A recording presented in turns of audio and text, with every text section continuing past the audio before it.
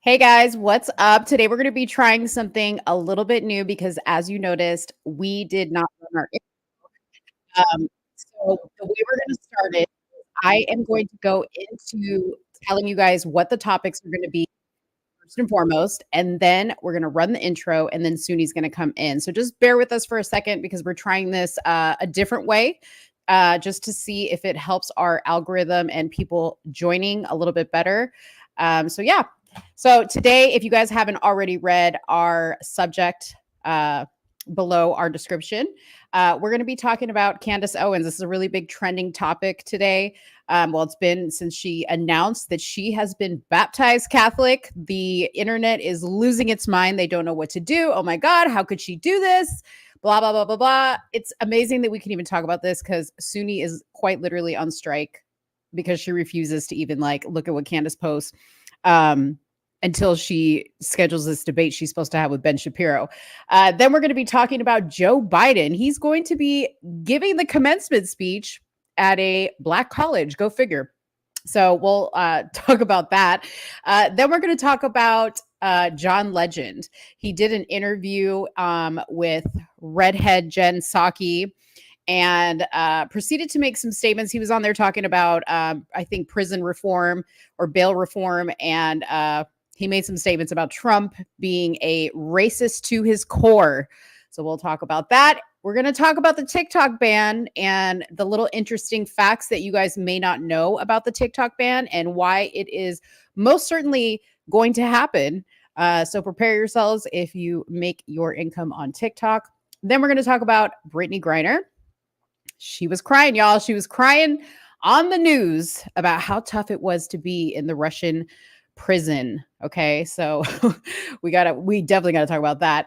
And then if you are white, please, please, please, you must watch this because we have a woman who actually took the time to calculate how much her white privilege has made her. Okay, so we're going to tell you guys if you're white, around the average of what you've made over other people just based on the color of your skin.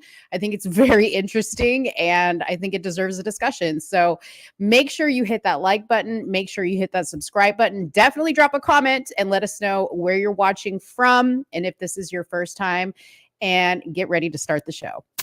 You are now tuned into Somewhere in the Middle with SOONIE and Mo. Hey, hey, hey, hey. Hey, hey, hey, hey.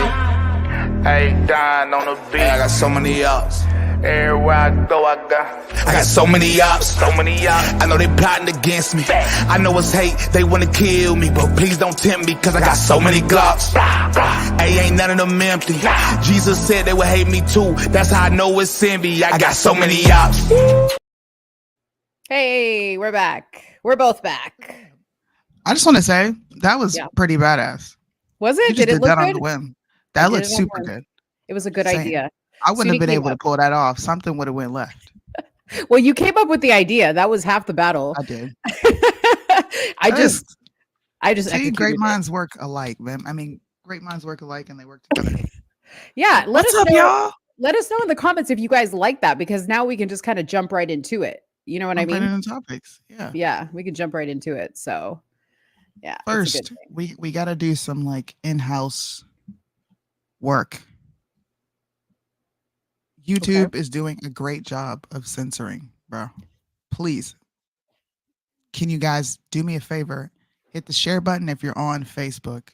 This is how it works on Facebook. Share it to your pages. That way people who are scrolling and they follow you, they see you're watching this, they'll come watch. If you're watching on YouTube, you should send it to, I guess, your Instagram groups or your Discord groups. I know you got them, okay? Because half of y'all got me in your groups. Please, please, please help get this show out because we work very hard. Seriously, we work hard. We come up with original content, original topics, talk about it in a way that no one's talking about it. We should have far more than 11 people watching. Yeah. And y'all ain't doing it. Y'all in the house. It's 9 o'clock. Didn't your mama tell you ain't nothing outside after 9 o'clock but some open legs? That's right. You want to know how I know? Jews, you know what? No, we don't want to know. I was out. We want to know what Jews doing. Oh, why are you so bad? I don't know. I had I fun. was afraid to get beat, dog. I had fun. I had a good childhood. I did. Hey, you know what? I just came up with another great idea. Okay. What? Because we want people to share this stream, right? So, like, maybe, like, really quick, you and I should do like a crazy, like a crazy, like, look animated, like, yeah, like you like that, right? And then people can screenshot this and then share it to their socials and Good just be like, idea. yo, okay, you guys, this is social media 101. Okay. This is social media 101. So, you guys screenshot once we like do the little animated look and then post it to your social medias and be like, yo, y'all need to come over. SOONIE and Mo are going off. And then people fall for it. And or I'll just be like, woo, and they'll be like, Mo's taking her top off. Mo's Lord. taking her top off. Yeah, I think we should do that. I think we should I'm do that. down. Let's Okay. do it. So we're gonna do like, let's do a couple takes like of angry faces. Like of something. Yeah. I mean, I can Okay. make a lot of Okay. faces. My faces are endless. Okay. Okay. So when I say action, Action. We okay. gotta pose. What's Okay. the mood for this one? Like outrage, anger. Yeah, because you didn't say this, but this is gonna be a big topic for me. Kanye West says that he's God. We're gonna talk about that. Okay. And Stephen A. Smith acted like a little P word and did the backpedal on something he said. Yeah. Just double down. So Yeah. it's like a what the F kind of moment. Okay. So That's some blasphemy. let's do an outrage one. Okay. And then yeah, let's just do an outrage one. We'll do a couple of outrage ones. Okay. All right. Down. Ready? Action. Okay. Did you guys screenshot it? Did you we make the same- screenshot it? Because you need to hurry up. I ain't got many more of these faces in me for long. We're gonna be like, no.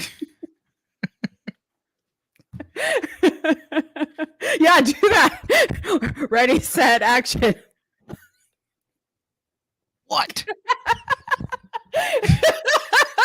Okay. I'm giving you the double finger. Oh gosh, we're crazy. We'll do anything for a click. We'll do anything for a like. Yeah. Oh gosh. All right. Yeah. So hopefully you guys screenshotted that. If you didn't, too freaking bad. But please do share this. All right. What do you want to talk about? What should we talk about first? There's a lot of first. craziness. Yeah. You want to talk about the Kanye? Yeah, let's talk about he's been in the he's been in the news Yep. for a few hours now. Now he's off and on kind of in the news a lot. Yeah. But he dubbed Chris Brown a god. 10 years ago, he said he was a god. He is asking for his wife to have threesomes. He's Wait, just who? doing a lot. Oh, Kanye. Kanye West. Yeah. Hold on, let me just pull the headlines up. If you guys just go to Google, DuckDuckGo, whatever search engines that you use, and you just type in Kanye West, this is what's going to pop up. A bunch of debauchery. And I think that this is a big topic, number one, for Christian conservatives and conservatives alike, because he presented himself as like a kind of like a man in torment, which I still think he is, by the way. I'm not going to take that away from him. But a man in torment that found and sought after some sort of refuge in Jesus, which is great, right? We want all people to do that. At least I do. Yeah. And then all of a sudden, he just takes a swan dive off the deep end. I really don't know what happened. I really don't. So here's some of the things that he's in the headlines for right now. Make this bigger. Can y'all see it? Is it good? Is it big? Of course, a bunch of rappers in mainstream music, they're going after each other, sending diss tracks. J. Cole had a diss track. Kendrick Lamar, Drake, Rick Ross, Chris Brown was thrown into it. He decided to diss Quavo over some used up vagina. But listen, the worldly news has been on fire. So he comes out and makes a statement and says he wants to have a threesome with his wife and Michelle Obama. I love it. Now, to me, bro, to me, Ye just admitted that he was gay and he's into trannies. I disagree. What do you mean you disagree? Okay, so there's a few things. First of all, Okay. Ye, much like Trump, is an expert at the algorithm. He knows how to work it. Okay. You say you would, because if you watch the interview, and I have the clip from it, he says it very jokingly. Now, I know that you say it doesn't matter if you're joking or not. Okay. It's wrong on all levels. Okay. But the way I saw it is Ye is taking one for the team because this man is about exposing the truth. And if he has a threesome with Michelle Obama, he's definitely going to come back and tell us. I cannot. Are there beans and franks? Are there beans and franks on the menu? Are you okay? You're saying that Ye can take one for the team because then that gives us the juicy insight on if she's actually a man or a woman. Well, I mean, a threesome can just mean that he's going to watch, right? That is a threesome too. A threesome doesn't necessarily mean you have to like participate other than voyeurism, right? So this I'm thinking way out of my league. I'm listening here, but this is like out of my realm right now, you guys. What? Yes, you could just have a threesome and you could participate, or you can just have like if you have a threesome with your actual partner, you could just have sex with your actual partner and then the third person can come in and have sex with them, or they can have sex and you can watch. So I think that Ye wants to just watch because he's trying to see are the beans and the franks on the menu. Like, what did you smoke before this show?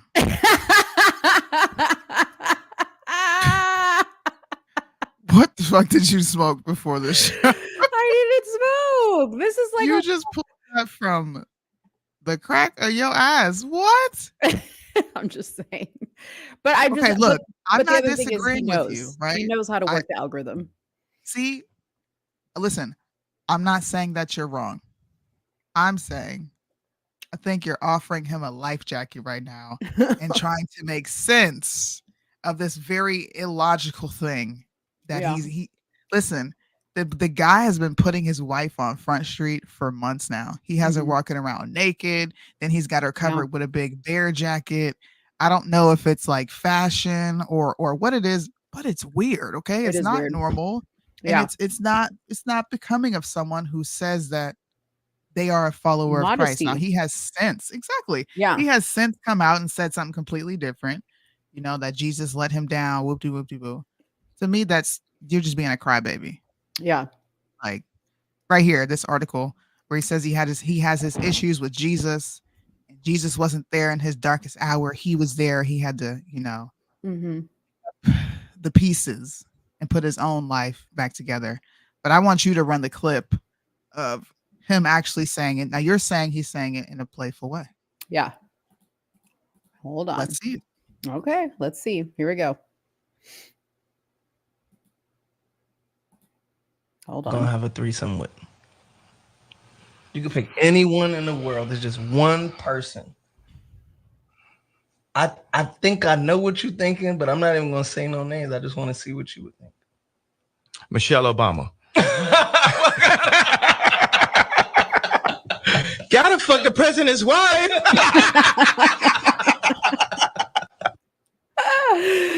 Oh Lord. He said you gotta fuck the president's wife. Now he didn't pick Melania. He didn't pick Jill Biden because here's the thing. Let's just say Ye he would have given the Christian answer. I would never have a threesome. Boring. Yes, that's like a very Christian thing to do, and us normal people would say that. But he's Kanye West. He has Vultures 2 to promote. He's got to say crazy shit. Not to mention, I don't believe that. Not to mention, if he wants to stay alive, he needs to act crazy. That is it. Okay. Period.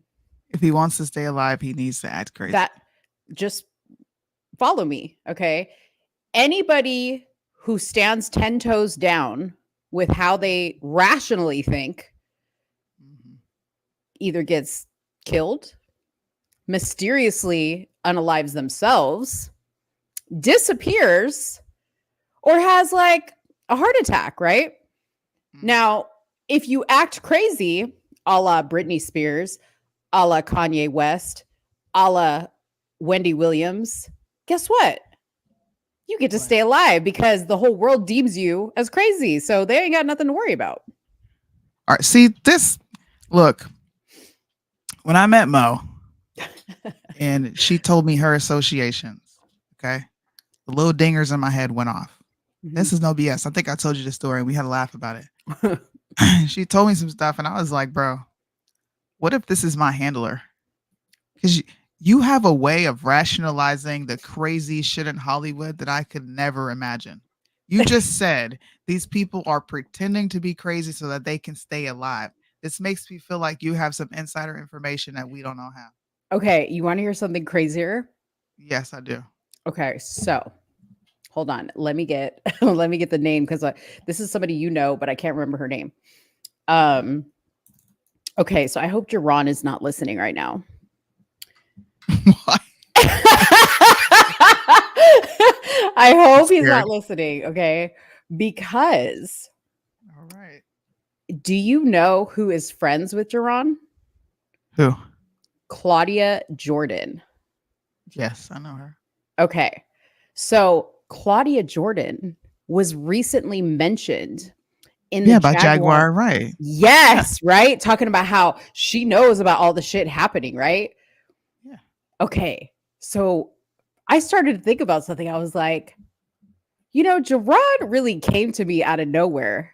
Okay. He popped into my DMs off of a comment that I made on Travion's legal issues with the Trump case, right? Mm-hmm. And I had remember, it was shortly after I made that whole video about Ruby and like the whole debacle, like literally exposing thoughts and ideas and like all those documents that like I got my hands on, right? All of a sudden, Jerron pops into my DMs and he's like, Jerron, I love you. I'm not saying anything that you're a bad person, but I'm just questioning. Okay. So Jerron pops in my DMs and he's like, oh, so your friend Travion, like you better tell her blah, blah, blah. So then that's how we started a conversation. Mm-hmm. And then all of a sudden, like, me and Jerron are cool, right? And then I'm thinking, what if Jerron was sent by the Illuminati, a la Claudia Jordan, okay, to shut me up? Because you know why? Okay, that TikToker, that TikToker that recently, like, all of a sudden died and she was like known for exposing like the Michael Jackson stuff. Like she was telling too many truths, right? And then all of a sudden she died. Now a second one has died. And it's crazy because people have been like popping in my DMs since I've been talking about the Michael Jackson case. And they're like, be careful, Mo. Like if you get too close to the truth. Bro, this is crazy. Somebody literally said in my comment section, be careful of your speech. They're watching you. No BS. What? Anybody who was watching me on Instagram Live, you guys were there for that. And I was like, who's watching me? What are you talking about? But who said that? I don't know. It's some page I've never seen before. I have no clue. What? I don't know, man. I don't feel like what I'm saying is that controversial, or like, I don't feel like you say anything freaking controversial. See, I was there and I zipped my mouth, bro. Listen. This can't be happening to both of us. What? I'm just saying. Okay, but this is weird though. And so I kind of feel like we need to have Jerron back on the show because I feel like I need to confront him about this. That confrontation would be funny. Because like I'm just thinking about it. Like it's very odd how he just appeared in my DMs like that. Hey man, look. He's an actor. I don't believe in coinky dinks. I really don't. I don't right? believe in coincidences. I don't think people just like pop up. Sometimes I think things like that happen, but there's something about the way. And when I say the universe, let me make this real clear. I'm not talking about some feminine energy that is just controlling what's going on. Mm-hmm. I'm just speaking about life. And how we end up crossing paths, and the way we cross paths. Right. I don't think it happens by chance. I think you are where you're supposed to be in that moment. Yep. I don't believe in predestination. I think things in life just kind of happen the way they're supposed to happen. Yes. Believe what I believe. And I believe we squander those things when we don't work to cultivate whatever was meant to be. Yes. If that makes sense. Yes. Well, and I believe, to take it further, that everybody in your life, like everybody, big figures, small figures, people that you just like pass, like once or twice, right? I believe all those people have actually been with our souls our entire life, because I do believe that we're like reincarnated at some point, but like they've been with us our entire life. They've just played like different roles, right? Yeah. And like you're constantly presented with the same people in every life and like the same challenges, but they get harder and harder and harder. And the people, they just switch. Because like, have you ever met somebody? I don't even know how we got on this topic, but you ever met somebody and you're just like, they have like the most familiar energy. Like I feel like I know them. I was like kindred spirits. Yes. Yes. Mm-hmm. See, but in my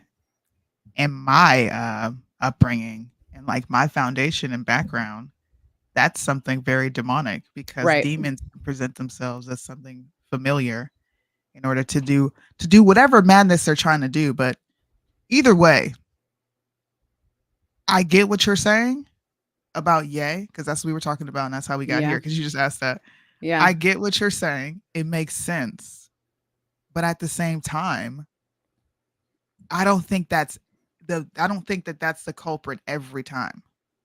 I think this guy has been to the highest of highs when it comes to what you can achieve in life. He's hit the glass dome. He can't go no higher. And I think he's seen some shit. Okay. And I think he's messed up because of whatever he saw, whatever he experienced, and whatever he did. Yeah. And I think that those things manifest. Yeah. He's crazy, bro. To have your wife out here looking like that, bro, you got some marbles loose. To refer to yourself as God, like that's crazy as crap to me. Yeah. I can't even fathom why anybody would say that, even if it was in a joking manner. You're dubbing other people God. Chris is a god. It just reminds me of anybody who's ever paid attention to Erykah Badu. She's into that weird 5%er bullshit, just weird spiritual stuff. Yeah. Those people just seem super wicked to me. But I may be being judgmental, but yeah, this is what it just reminds me of, that whole thing. And most celebrities, especially black celebrities, they do go that realm. Like they go to that direction. Yeah, for sure. I mean, I agree. I think he's probably been, like you said, he's seen some stuff. He's completely damaged. Yeah. I do think, he's often said he thinks he's like a savant or he's autistic or whatever. I think he's got a little bit of that with like mental illness mixed in. Oh yeah. Yeah. Because at the end of the day, like take all the crazy away.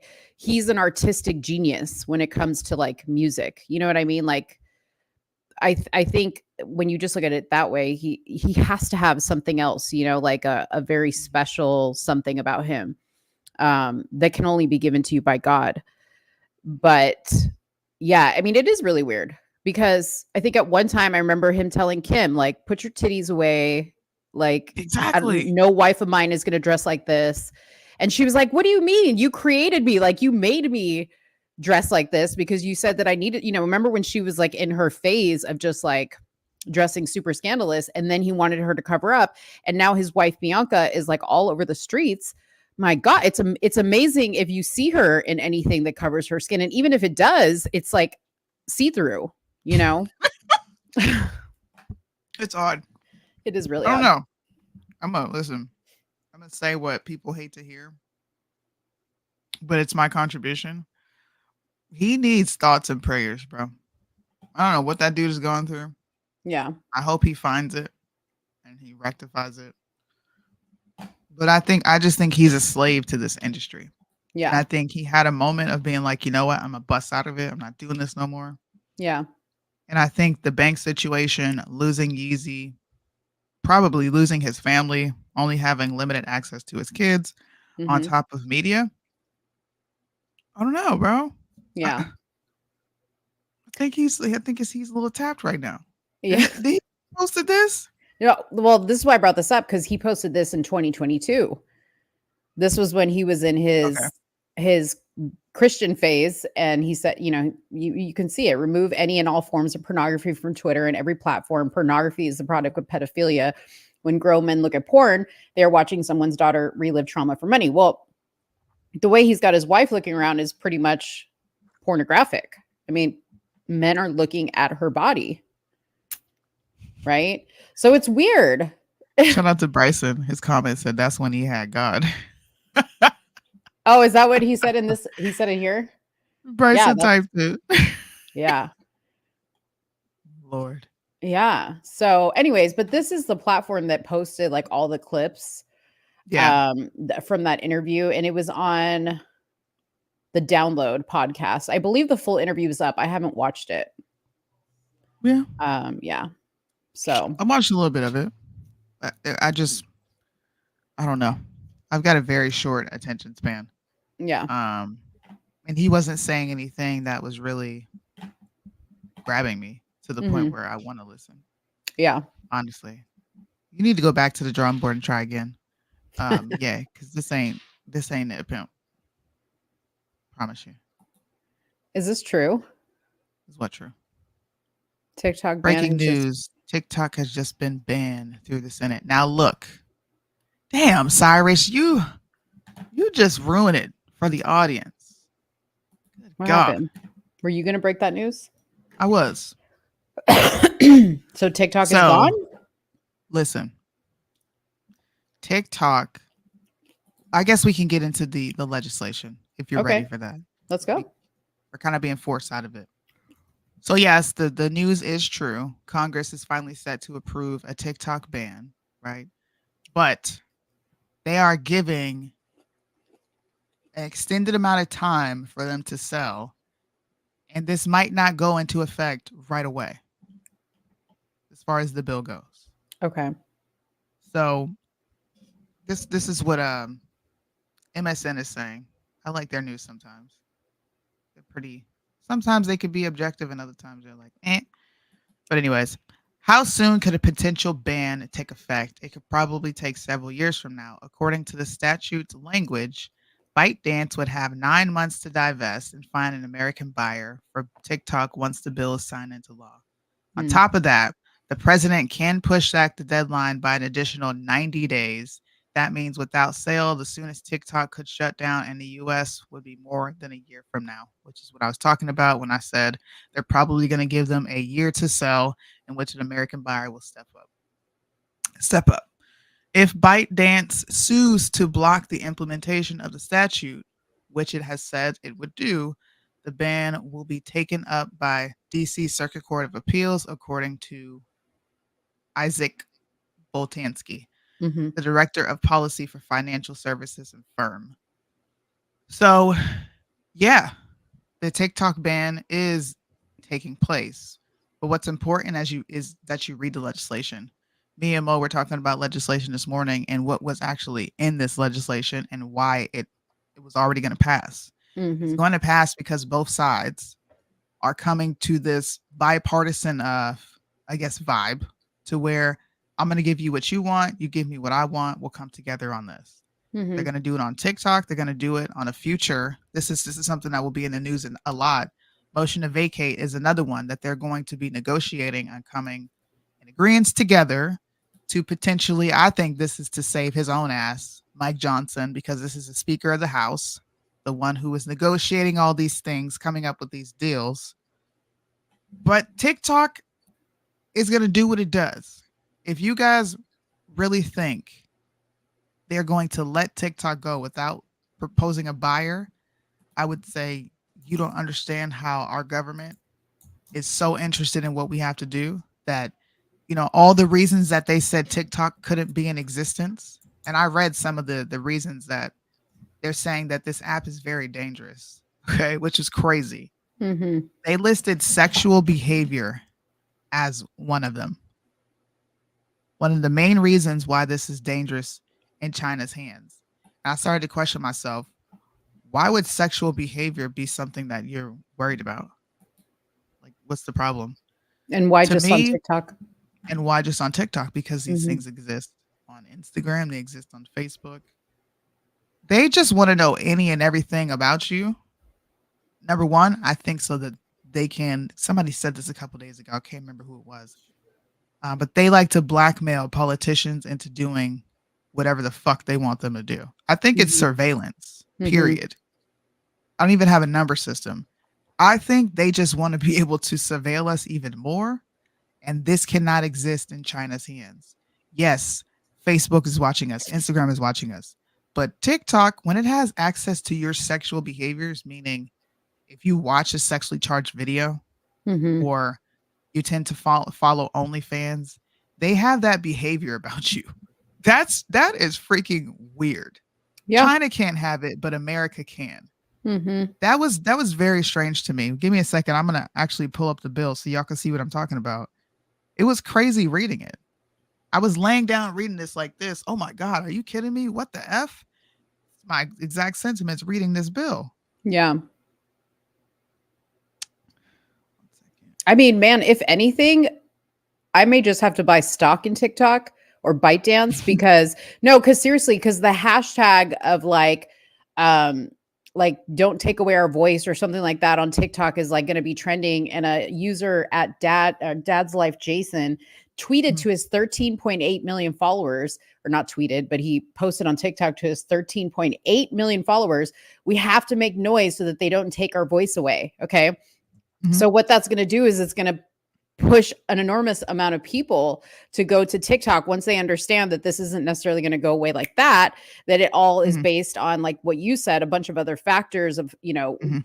the courts and the selling of it and all this other stuff, that it's just going to increase traffic on TikTok even more, making Yep. the people that use TikTok, the owners of TikTok, that much more wealthy. Rich. Yeah. So yes, this is an attempt to control information. It's also an attempt to surveil the population. This is a power move from our government. We're living in a technocracy. Mhm. I don't know if you guys know what that is. You know how they always Oh. talk about a democracy ruled by the people via representatives. Mhm. We live in what is called an oligarch technocracy, bro. If you don't know what that is, get on your Googles, go look into these things. These We did are it to ourselves. we did do it to ourselves. We Yeah, did we because did. they have implemented anything the way you make money. And I was Yeah. talking to Carmen about this a couple of nights ago. We were up, she was up late, and we were on the live just vibing out about this bill. The way we eat, the way we shop, um, the way we get around town, Yeah. the way we communicate, the way we run our businesses, everything is online. Yeah. Everything is online. And TikTok makes a lot of people a lot of money. Mhm. So if you think America's going to let that go, when that's more money that they could be funneling to Ukraine and Israel, they're not Mhm. going to. They're just going to slap a bunch of restrictions on it and limit the information that you were getting once before. Yeah. That's really what I believe is going to Yeah. happen. I don't think TikTok is going anywhere. They're going to control the information to where whatever they want to be on Yeah. TikTok is going to be on TikTok. Yep. That's what it's going to be. Pretty much. Yeah. Pretty much. What do you guys think in the comment section? I want to know what people are thinking about this. Are you worried that TikTok is going to go somewhere, or do you understand what I'm saying here and what Mo's trying to explain, which is it's just a power grab, bro. They're not. It's a power grab. It says here, according to a survey from the financial services group Wedbush, approximately 60% of TikTok user respondents said they would simply migrate to Instagram or Facebook in the event of a sale, while 19% say they would go to YouTube. Analysts with financial services company Bernstein arrived at a similar estimate. In a note to the clients, the forecast that Meta, which owns Instagram and Facebook, would take over as much as 60% of TikTok's US ad revenue, with YouTube gaining 25%, and Snapchat would also benefit. So they getting rich no matter what. No matter what. Yeah. Also, I don't want people to forget this. I think that a major reason that Congress is moving the way it's moving is because of the free flowing information regarding Israel and Gaza. Yeah. If you've ever read Noam Chomsky, Manufactured Consent, you're going to understand what I'm talking about. Go get that book, bro. And if you don't like reading, you can listen to the audiobook. It's really good. I know he's a raging liberal, but he understands the game. Yeah. Yeah. Apex, I don't, a lot of people are like, oh, Rumble. Listen, Rumble has not taken off like it should. People thought it was going to take off. And I'll tell you why. It's boring.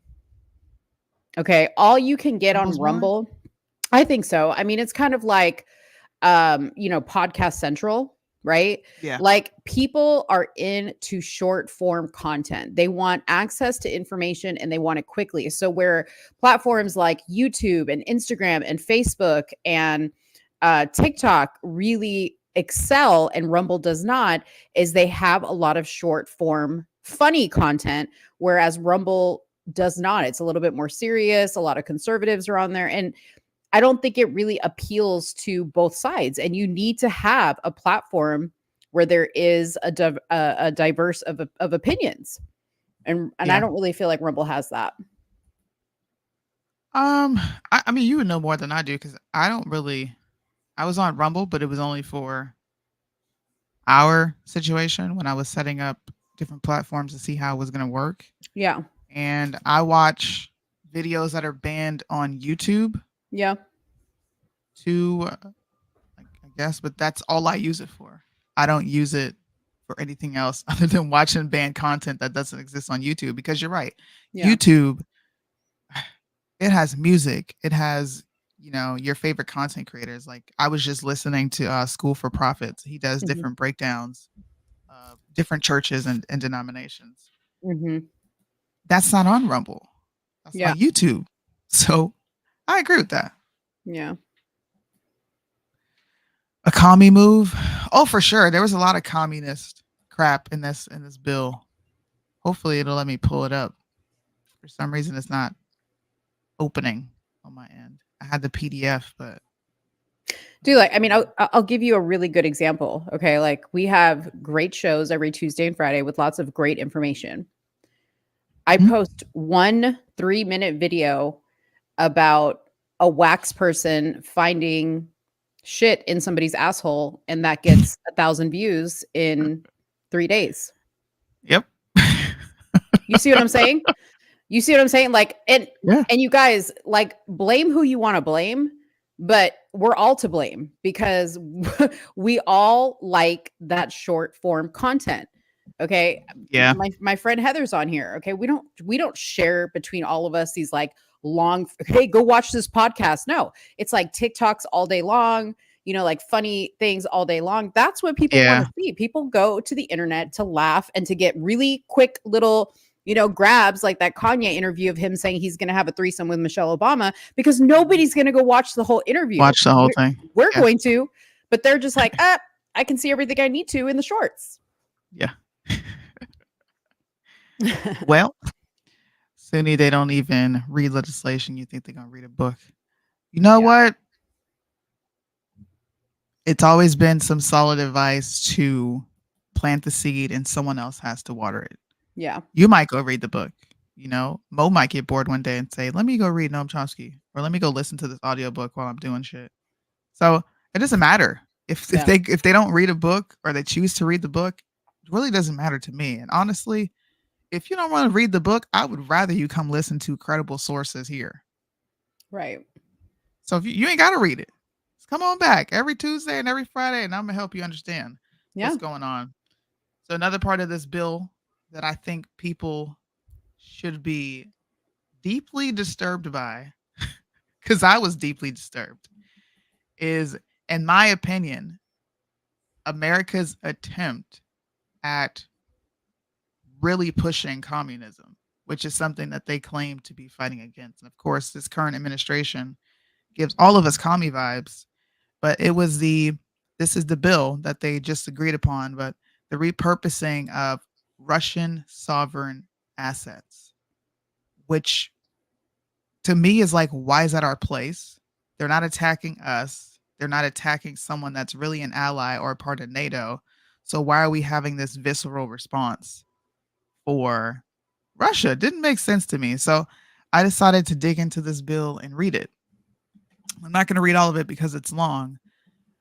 But on February 24, 2022, the government of Russian Federation violated the sovereignty and territorial integrity of Ukraine by engaging in a premeditated second illegal invasion of Ukraine. This is the war and the invasion that we've been talking about for years. This is where conservatives stood together saying this has nothing to do with us. We shouldn't be concerned about Ukraine and what they got going on with Russia. Let's mind our business and let's stop sending money to them. Just so you guys understand where we are. The international community has condemned the illegal invasion of Ukraine by the Russian Federation, as well as the commission of crime, of aggression, war crimes, and crimes against humanity, and genocide. Just listen to how they're responding to Russia. Genocide by officials of the Russian Federation, including through the deliberate targeting of civilian and civilian infrastructure. Do you guys understand where I'm going with this? Don't we have an ally that is doing exactly this? Right here, everything I'm reading. We have an ally that is right now doing everything that we are condemning Russia for doing. What the fuck? Mm-hmm. They're given the reasons why it is okay to repurpose Russian sovereign assets. The reason it's okay is because they're using women and children as human shields. I'm going to say that. I don't care who don't like it. And does That's this the reason say that it's wrong. how much of the Russian sovereign assets they're using? Because I know It does. It there's goes into a breakdown. is it 60.84 billion to address the Ukraine conflict? I see 23 billion to replenish US weapons, stocks and facilities, 26 billion for Israel, 9.1 billion for humanitarian needs, and 8.12 billion for Indo-Pacific, including Taiwan. Is that right? Is that? Yeah. That's the amounts that they're giving. Now, here's where we get into the numbers of Russian sovereign assets, right? So they're saying approximately 300 billion of their assets have been immobilized worldwide. Only a small fraction of those assets, between 1% and 2%, or they give you actual numbers, 4 billion and 5 billion, are reportedly subject to the jurisdiction of the United States of America. If you guys watched me on Monday, I went live and I talked about this bill and I told you guys to come watch today because I was going to go deeper into what was actually in it. Here are the numbers. Okay. So we control between 4 billion and 5 billion. That's in our jurisdiction as America. Belgium controls the majority of it, which is the 190 billion. Okay. The government of Belgium has publicly indicated that any action by that government regarding those assets would be predicated upon the support of the G7. You guys know what the G7 is. Mm-hmm. This is where they all come together as world leaders and decide what they're going to do in conflicts like this. Right. So Belgium is going to have to go with what the G7 is saying to determine what happens with the Russian assets. Are you guys following me or are you lost? I don't want to lose anybody. Let me know in the comments section. So this is the money that they're going to be divvying up should they agree together that Russia is effing up and they need to pay for what's happening in Ukraine instead of other countries, right? Russia is considered to be an aggressor state. The extreme illegal actions taken by the Russians, including the act of aggression in a present unique situation, justifying the establishment of a legal authority for the United States government and other countries to confiscate Russian sovereign assets in their respective jurisdictions. Are you kidding me? We're sponsoring terrorism, people. Hey, this is you're doing what I don't think you should be doing. Okay. Russia. You don't have a right to go and fight for territory. It is their sovereign land. And those people that are being, tormented and shelled by the, what do you want to, like the resistance groups out there, right? That they don't like the fact that you're ethnically Russian. Mm-hmm. Those people got to deal with the fact that we're cutting off their water supply, right? Because that's what Zelensky did. He cut off the water supply. You know what they did? You know what they did? You know what they blamed? We have rebels there. Doesn't this sound familiar? Hamas is in those buildings. No, we're going to cut the internet off because Hamas is there. They're doing the exact same thing, just on the opposite side. And we are stepping in saying, hey, me and other countries, we're going to decide what happens with these sovereign assets. And they plan to repurpose them and the compensation to Ukraine. I want you guys to go read the rest of this yourself because it goes way deeper. Our country is operating in a very, in my opinion, maniacal, just downright disgusting, dark manner.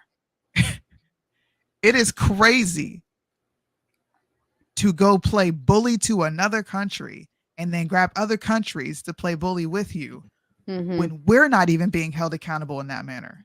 Yeah. How many times do we go to other countries and take over and say we're spreading democracy? How many times do we get caught?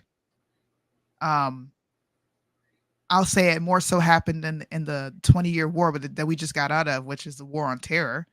They got caught shooting up vans that had women and children in them, fathers, families.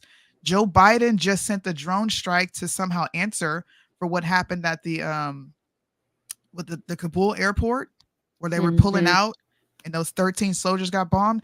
Drone strike the whole family.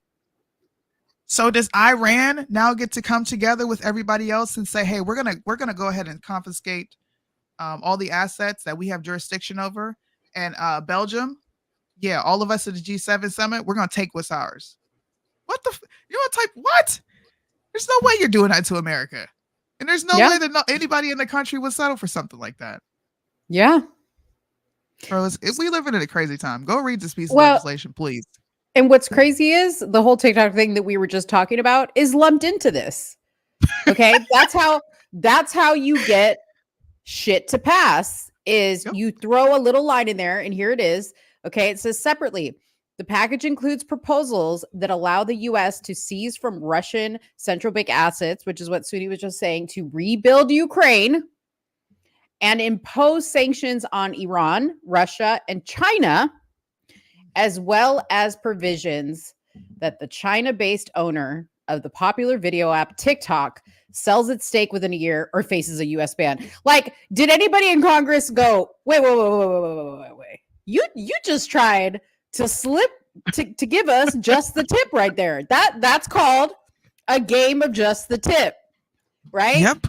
Congress said, we just want to cuddle, right? And then they said, we're going to give you just the tip.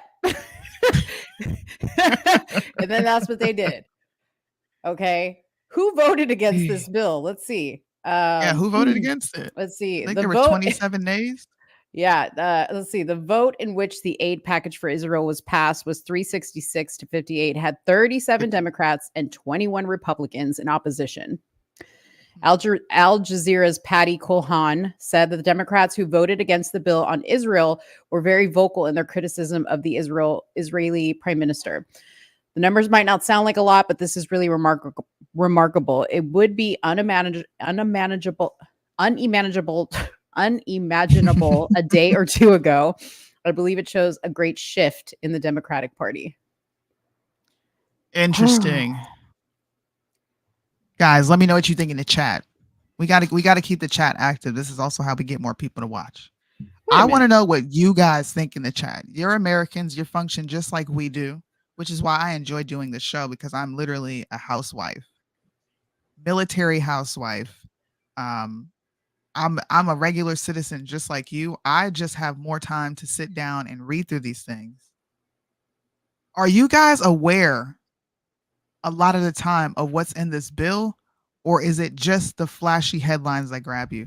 Because I'm kind of convinced that people are Mhm. solely focused on TikTok, that they're not paying attention to anything else. Well, that's what they Nothing wanted. else. That's what they wanted. That was You're right. Hey, let's throw TikTok in here so they can not really give a crap about all the foreign spending we got going Yeah. on. Well, that's So what they I did. went That's what over they did. Israel. I'm sorry. That's what they did for the Go ahead. basic folk, you and me, right? They were like, TikTok, that's the keyword for us, right?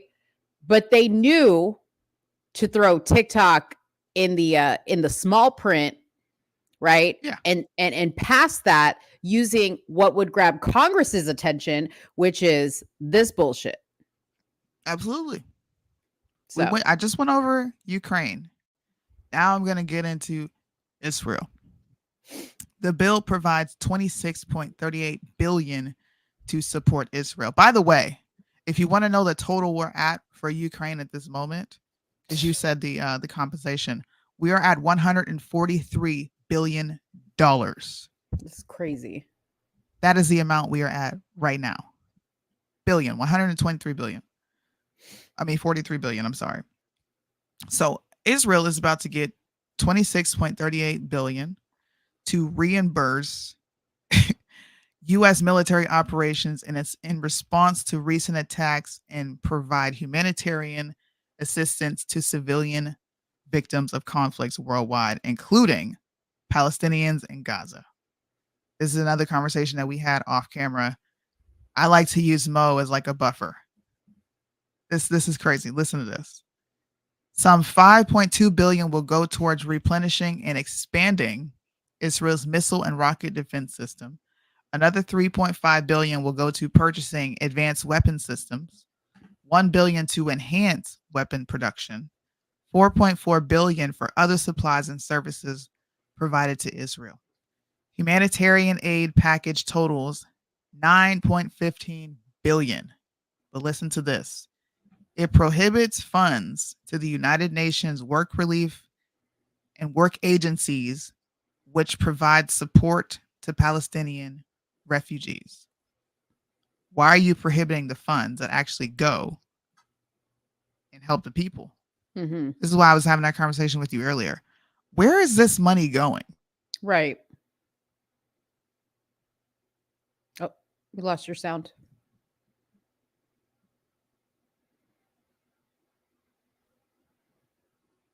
We lost her sound. Okay, well, while SOONIE fixes her sound, like what she wants to say is, oh, you got it. Okay, I'm back. There you are. There you are. What I want to say? I want to hear what you're about to say.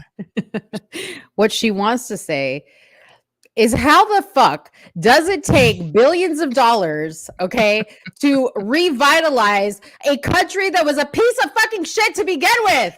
Como puede ser? That's what she meant to say. Well, I mean, you're giving that's a lot of money, bro. Right. 9.15 billion in humanitarian aid. Yeah. There's no oversight on where that money's going to. How do we know this is not just some cover for them to keep funding Hamas? Exactly. Like this is what I've been saying. Like every time they pass these bills, like why are we not asking for an accounting of where this money is going? Like show me the families that all this is helping. Yes. Show me the buildings that we're rebuilding. Show me the infrastructure that we're putting in. Show me something, because I'll tell you what, if I give you $20, okay, I'm trying to make like you better be posting the Big Mac meal you got with the $20 to prove it didn't go into, something else. I'm just saying. But we're going to hand over billions and not ask for any accounting of that money? Yep. That's crazy. Last but not least, I want to talk to you guys about the sanctions that are being placed on Iran. Listen, Iran, sorry. I am in no way in support of terrorism or terroristic activity. Number one, on their own citizens, and especially against mine. I'm going to stand firm on that 1000%. If we bomb the crap out of Iran tomorrow because they touched a hair on an American citizen, okay. Shout out to our military. You got the job done, right? But I'm also going to remain consistent and say, bro, this is crazy. All right. So there's additions to this bill, right? And it contains several measures on Iran sanctions, including two that could explicitly impact petroleum exports if implemented and enforced. I just want you guys to hear that. What does that mean?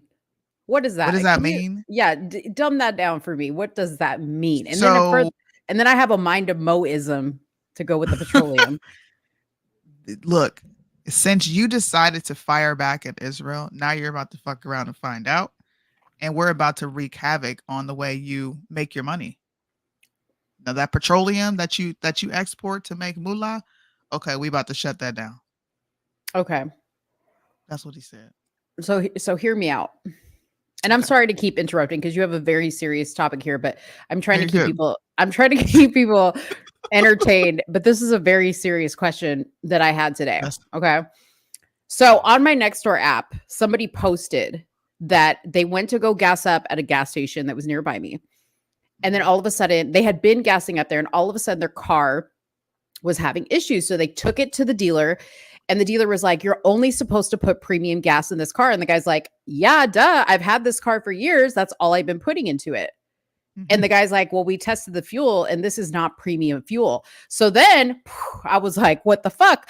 Do we even know when we hit the button on the fucking machine what kind of gas we're getting? We don't even question it because we have been told, oh, this is unleaded, this is mid-grade, this is premium. And you just trust what's coming out of the pump. So then I was like, okay, somebody who understands gas. And the reason why I'm saying this is because, yeah, they make a lot of money on petroleum. Okay. And petroleum is a lot of things. It's not just gasoline that you put in your car. But see, now my question is, are they giving us the cheap shit? Okay. While they make the money on the expensive shit. That's number one. Number two is when you go to the gas station and you see the truck pull up to fill up the shit underground that comes out into your car, there's only one truck. I don't see no truck that says premium unleaded truck. This one's got the only one truck.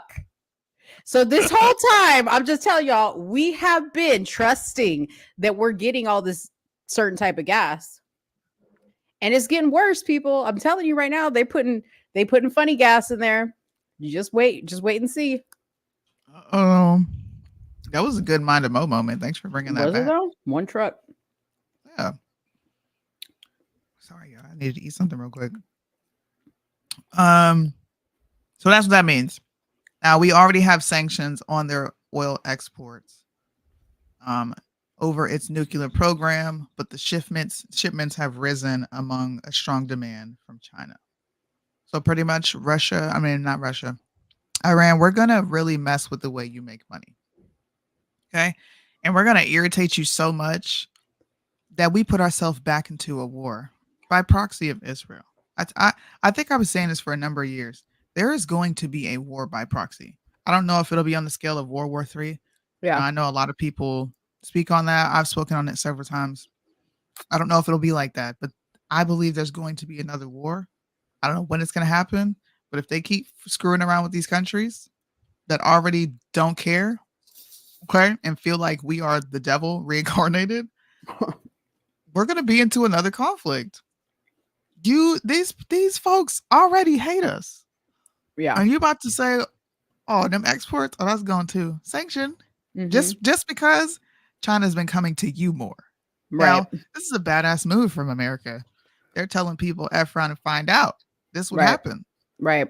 But for the people that get affected because of these moves, I think we're looking at it in a different way than they are. They're just being willy-nilly. Yeah.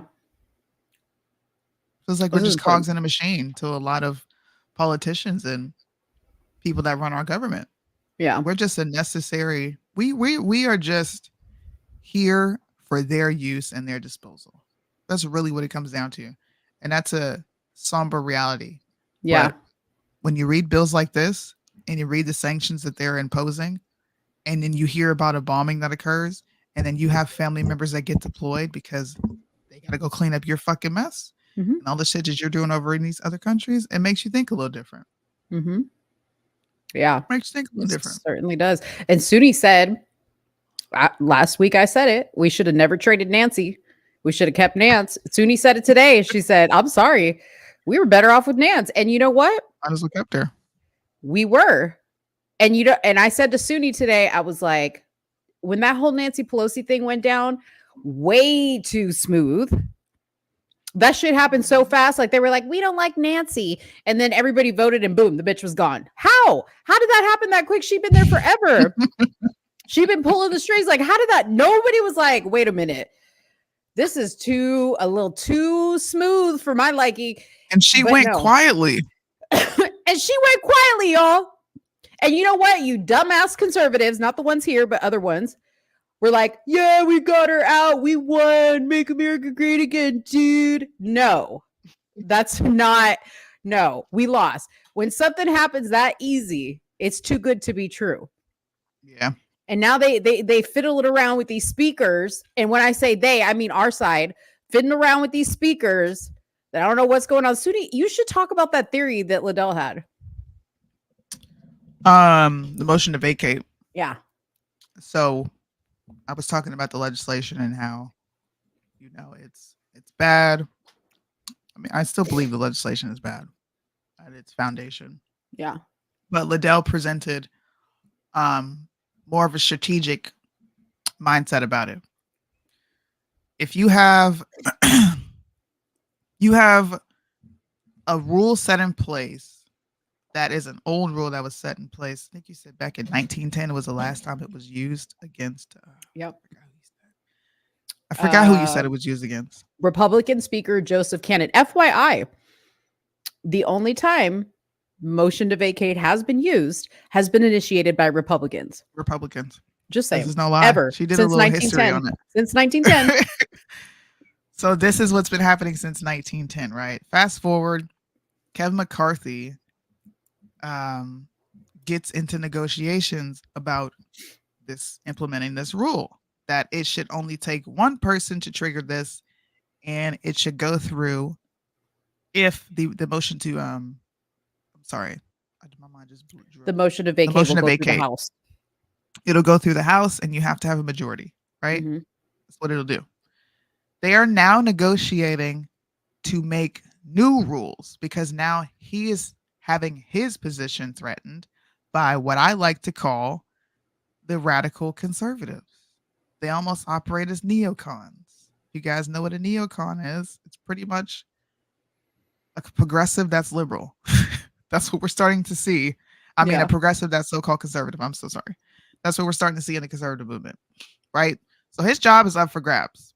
So what does he do? Let me go negotiate with the Democrats, right? Guys, we both want foreign spending and we both want TikTok gone. So let's come together on this issue. And if we come together on this issue, I will sit down and have a conversation with you about the motion to vacate. Now, I'm not making this up. I'm going to pull up several articles for you guys that I found just off of having this conversation with Liddell that I was kind of thrown aback that this was actually something that they had been negotiating for a long, long, long time. And I think I actually have it right here. This is from 2000. This was from last year when they did when they ousted Kevin McCarthy, right? Republicans consider killing motion to vacate rule that Gates used to oust McCarthy. Why do Republicans want to change it?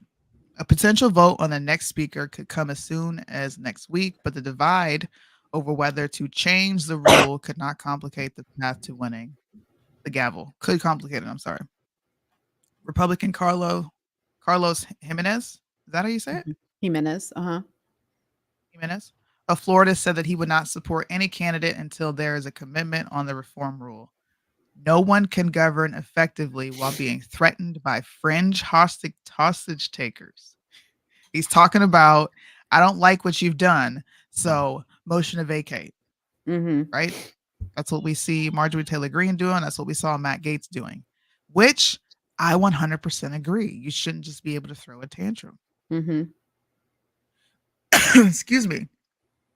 Republican Mark Molinaro of New York called the motion to vacate a bad precedent and said the threshold should be very high. It is an absolute mistake to allow such a small number of folk to be able to initiate a disruptive process, and hopefully we reverse it. So Mhm. this is something that the Speaker of the House, Mike Johnson, has been in negotiation with Democrats. Now, here's Liddell's theory. He heard Trump say, me and Speaker Mike Johnson are on the same page. We know Trump has been 1000% in opposition to this TikTok ban, right? So they have a year to sell. An American will buy it. Well, he is now. Well, of course, he flip-flopped. Yeah. That's what I'm saying. His recent, look, it's all starting to come together for me a little bit. I get it. I understand what you're saying. Yeah. But not only do we help TikTok, but we also put somebody in Trump's back pocket. Mm-hmm. Liddell thinks that he is saying, okay, negotiate, make deals so that when he comes into office, he's got no problem passing legislation that he deems necessary for the country.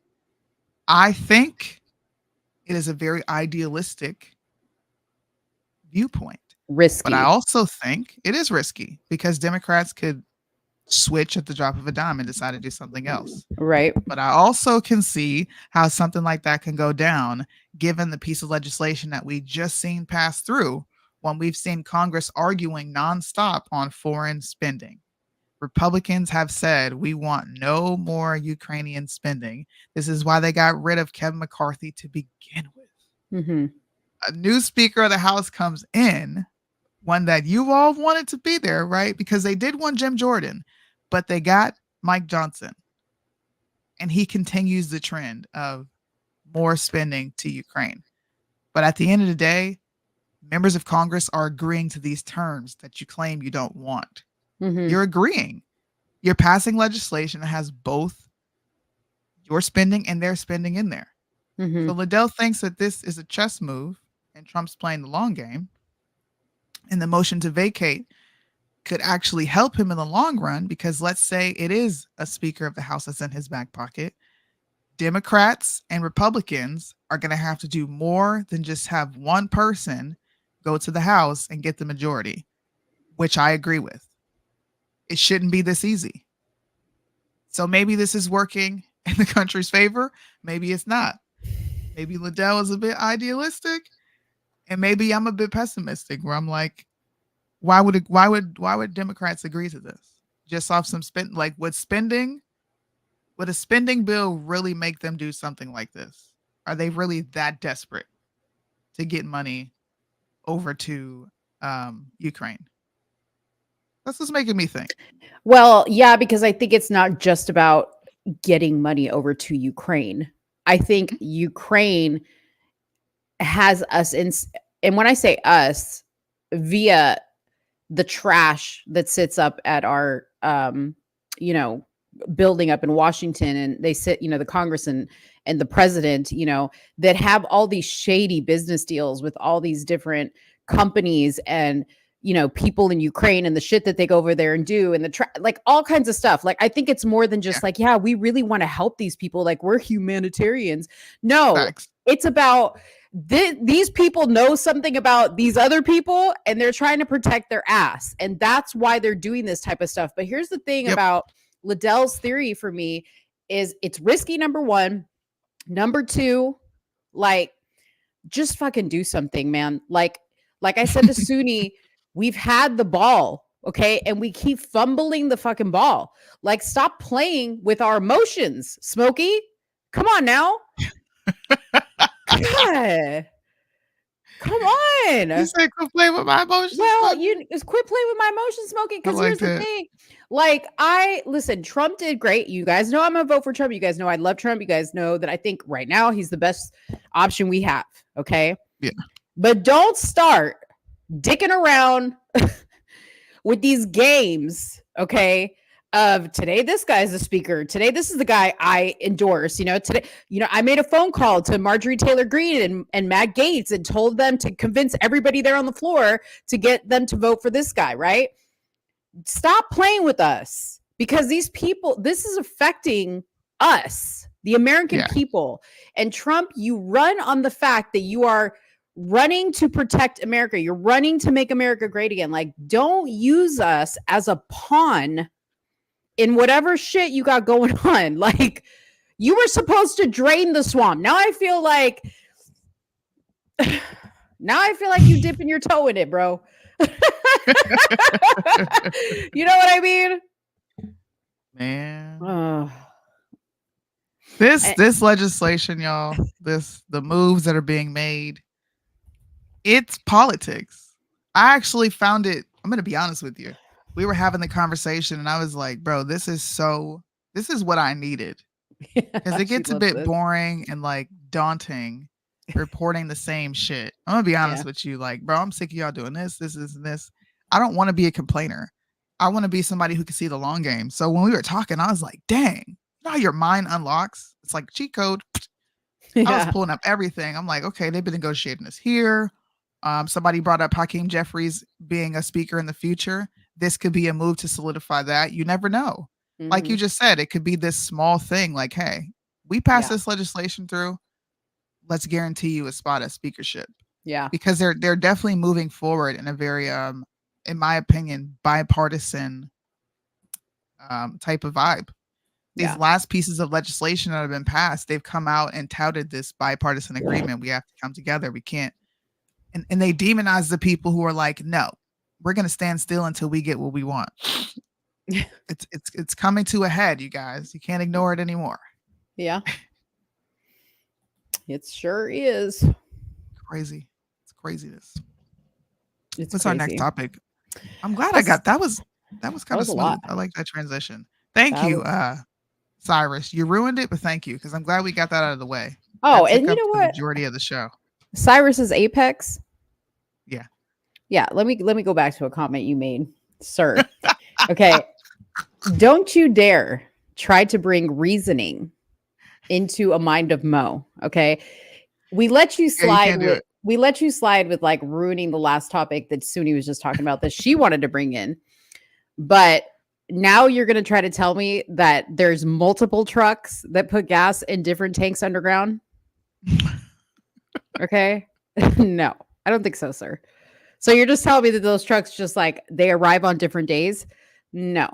Okay. Because I have been at the pump when like the little sign is up that says like out of gas, and one truck pulls up and then they rip the fucking sign off. So either there's multiple things like chambers in those trucks. I don't know, but don't bring reasoning into this. She said no. Yeah. Don't be a man. This is why.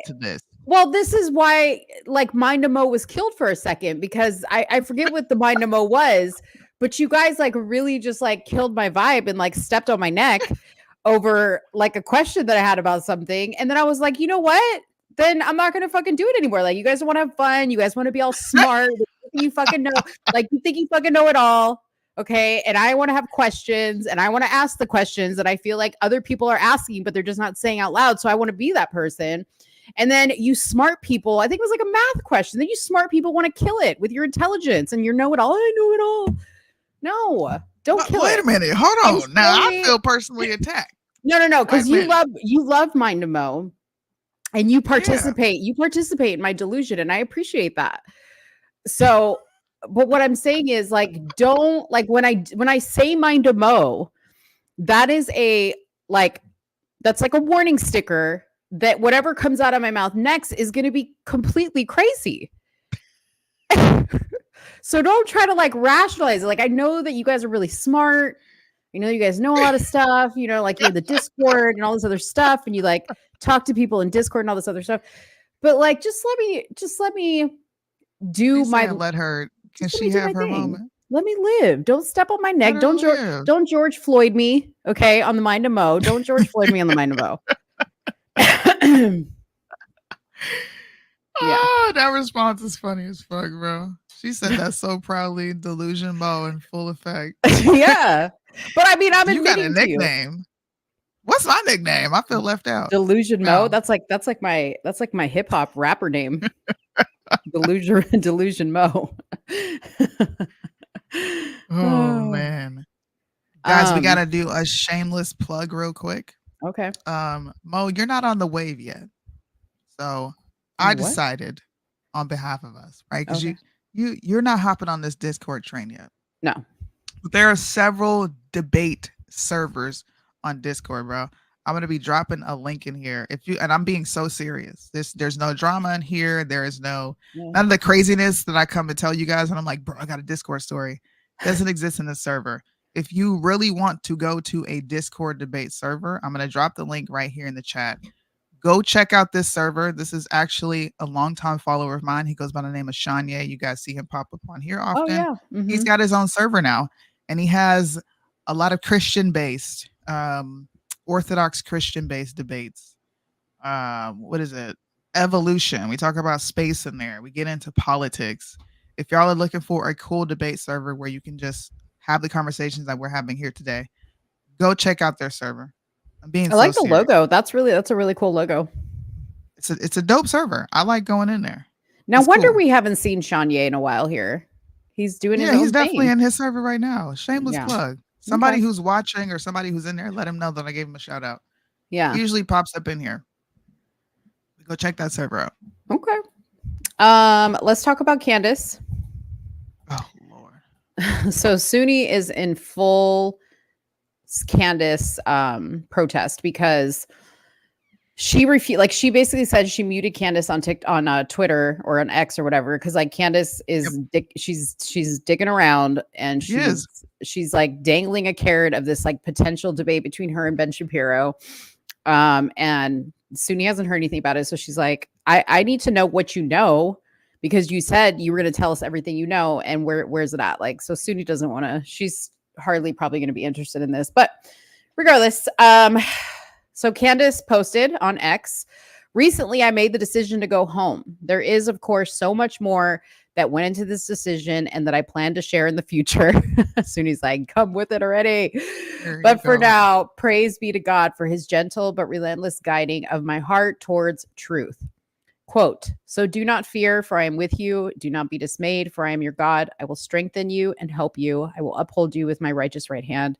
I do not fear. Christ is king.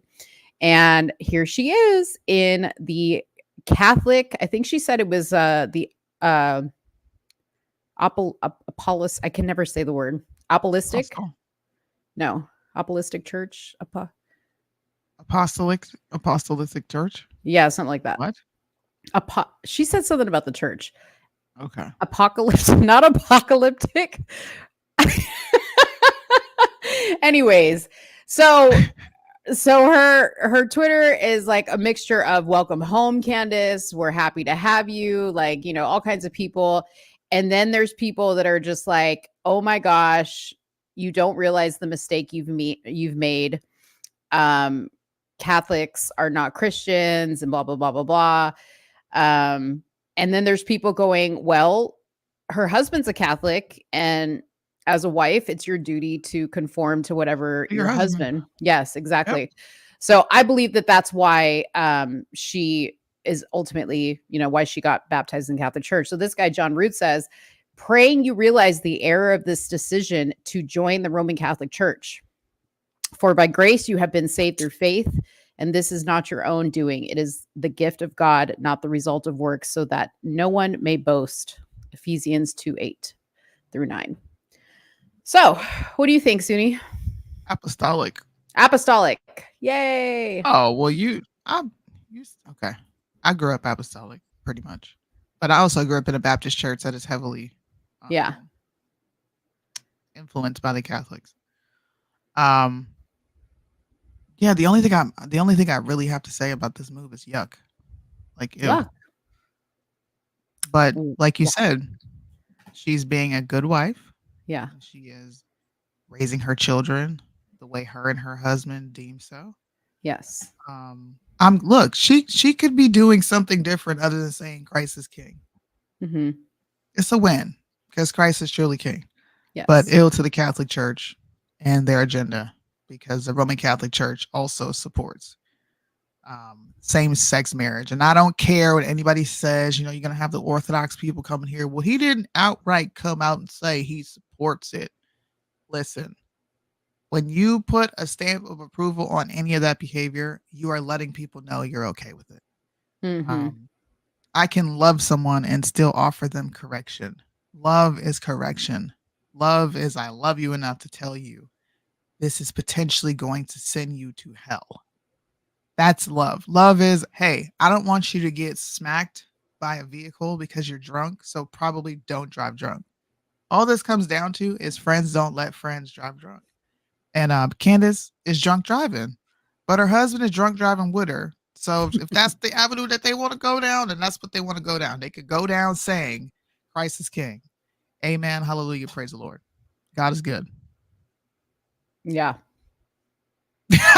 You're not black. You're supposed to say all the time, yes, he is. Oh, I'm sorry. All the time, yes, he is. Lord. She My said, bad. yep. My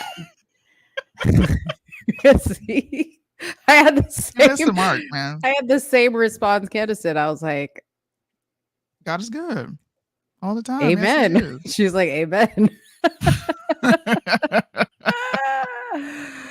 Oh gosh. that was You funny. know, I think Candace, like Kanye, like Trump, Candace knows how to work the algorithm. Yeah. Just put your hand out. Put something in front of it, like a pen or You're like, something. my vision is blurry, but it's just my camera. Yeah, it's just got to focus on something. That happens sometimes. I know. I need a white piece of paper. Isn't it weird that you said that God is good all the time and all of a sudden your shit's blurry? Because the Jews don't like it. Christ is King is anti-Semitic. And they blurred her. Bruh. You're even more blurry. I'm Jewish and I don't get blurred. You see how that works? Jewish Here. privilege. What a great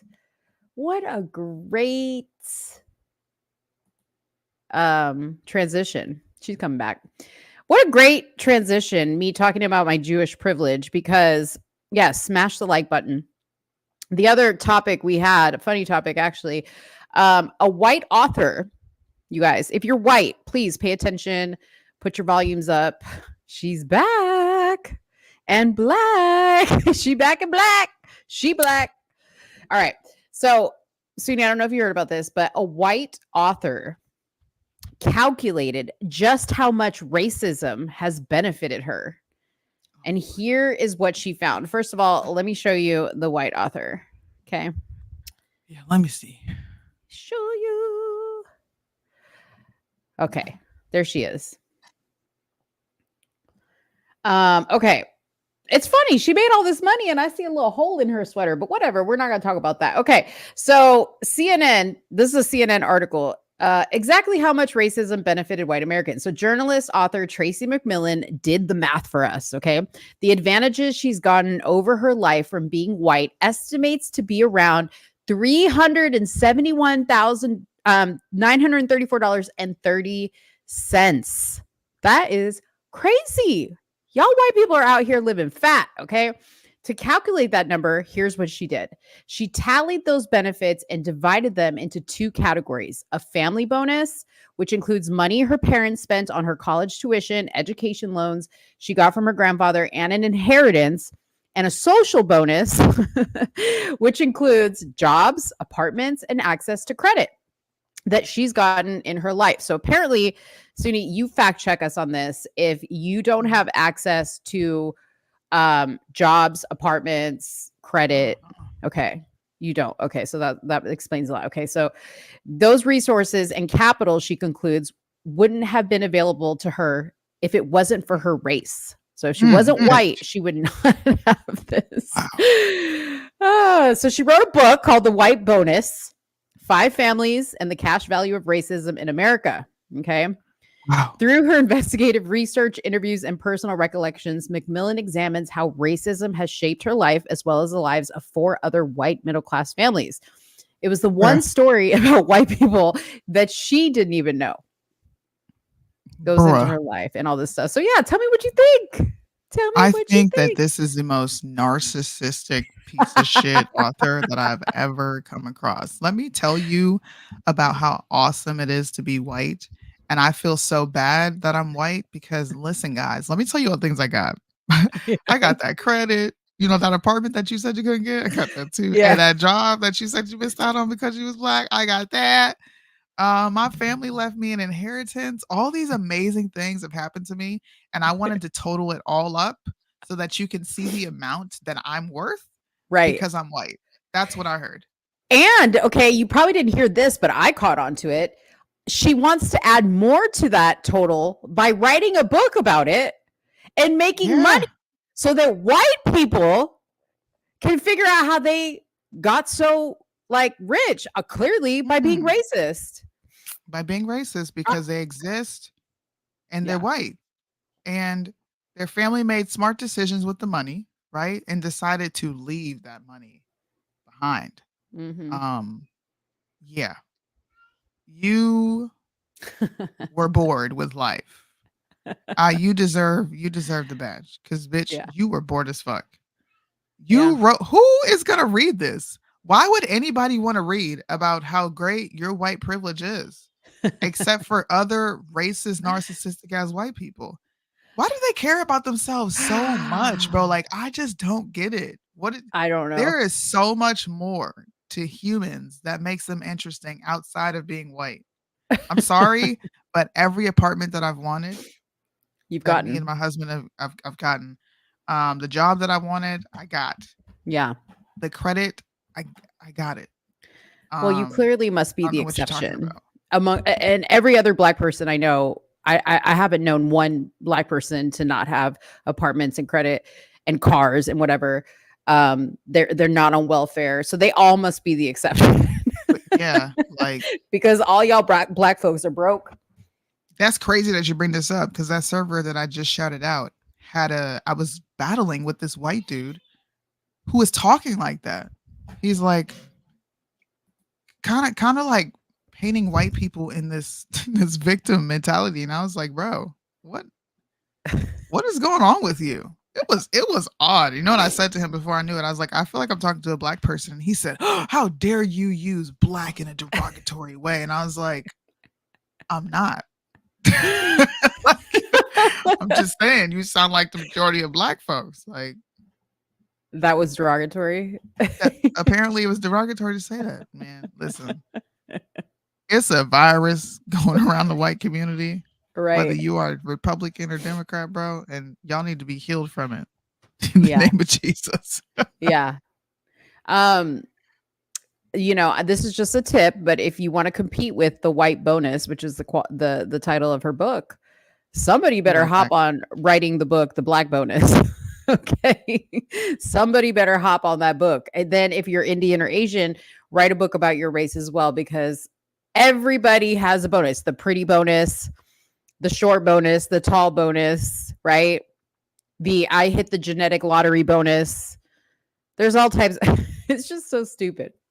So anyways, I just wanted to share that with you guys because I thought that was one of the most hilarious things. And at first I thought that it was fake and that it was just to be like, you know, clickbait or whatever. And then I looked into it and I was like, oh my gosh. And to make matters worse, Ben Crump was the one that brought my attention to it. He posted it and he was like, wow, this is like incredible that this woman like, you know, wrote a book about this. And then of course, DL Hughley, another race baiter, he like, you know, got onto it, you know, and you go through the comments and you like read what people put in the comments. It gets even more and more ridiculous as it goes on. So anyways, that was just something fun.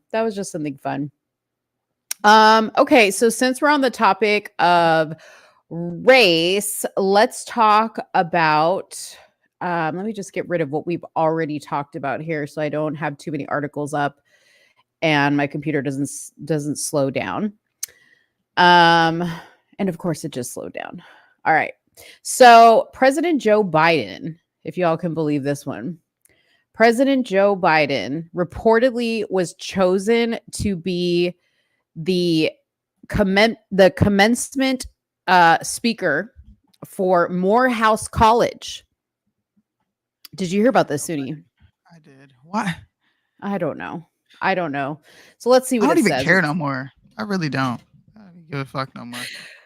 Well, it seems to be raising some type of like uproar. Okay, so it says a commencement speech that President Joe Biden is expected to deliver at Morehouse College next month has sparked some concern among the school's faculty amid heightened tensions on college campuses across the country for Israel and its war in Gaza. That's what it's sparking Yes. controversy over. Okay, Yes. not the fact that A racist is being A allowed to come racist- to the campus. at a black, No. I think it's a majority black college. Okay, That's like an HBCU. it's a HBCU. Morehouse Okay, is an HBCU.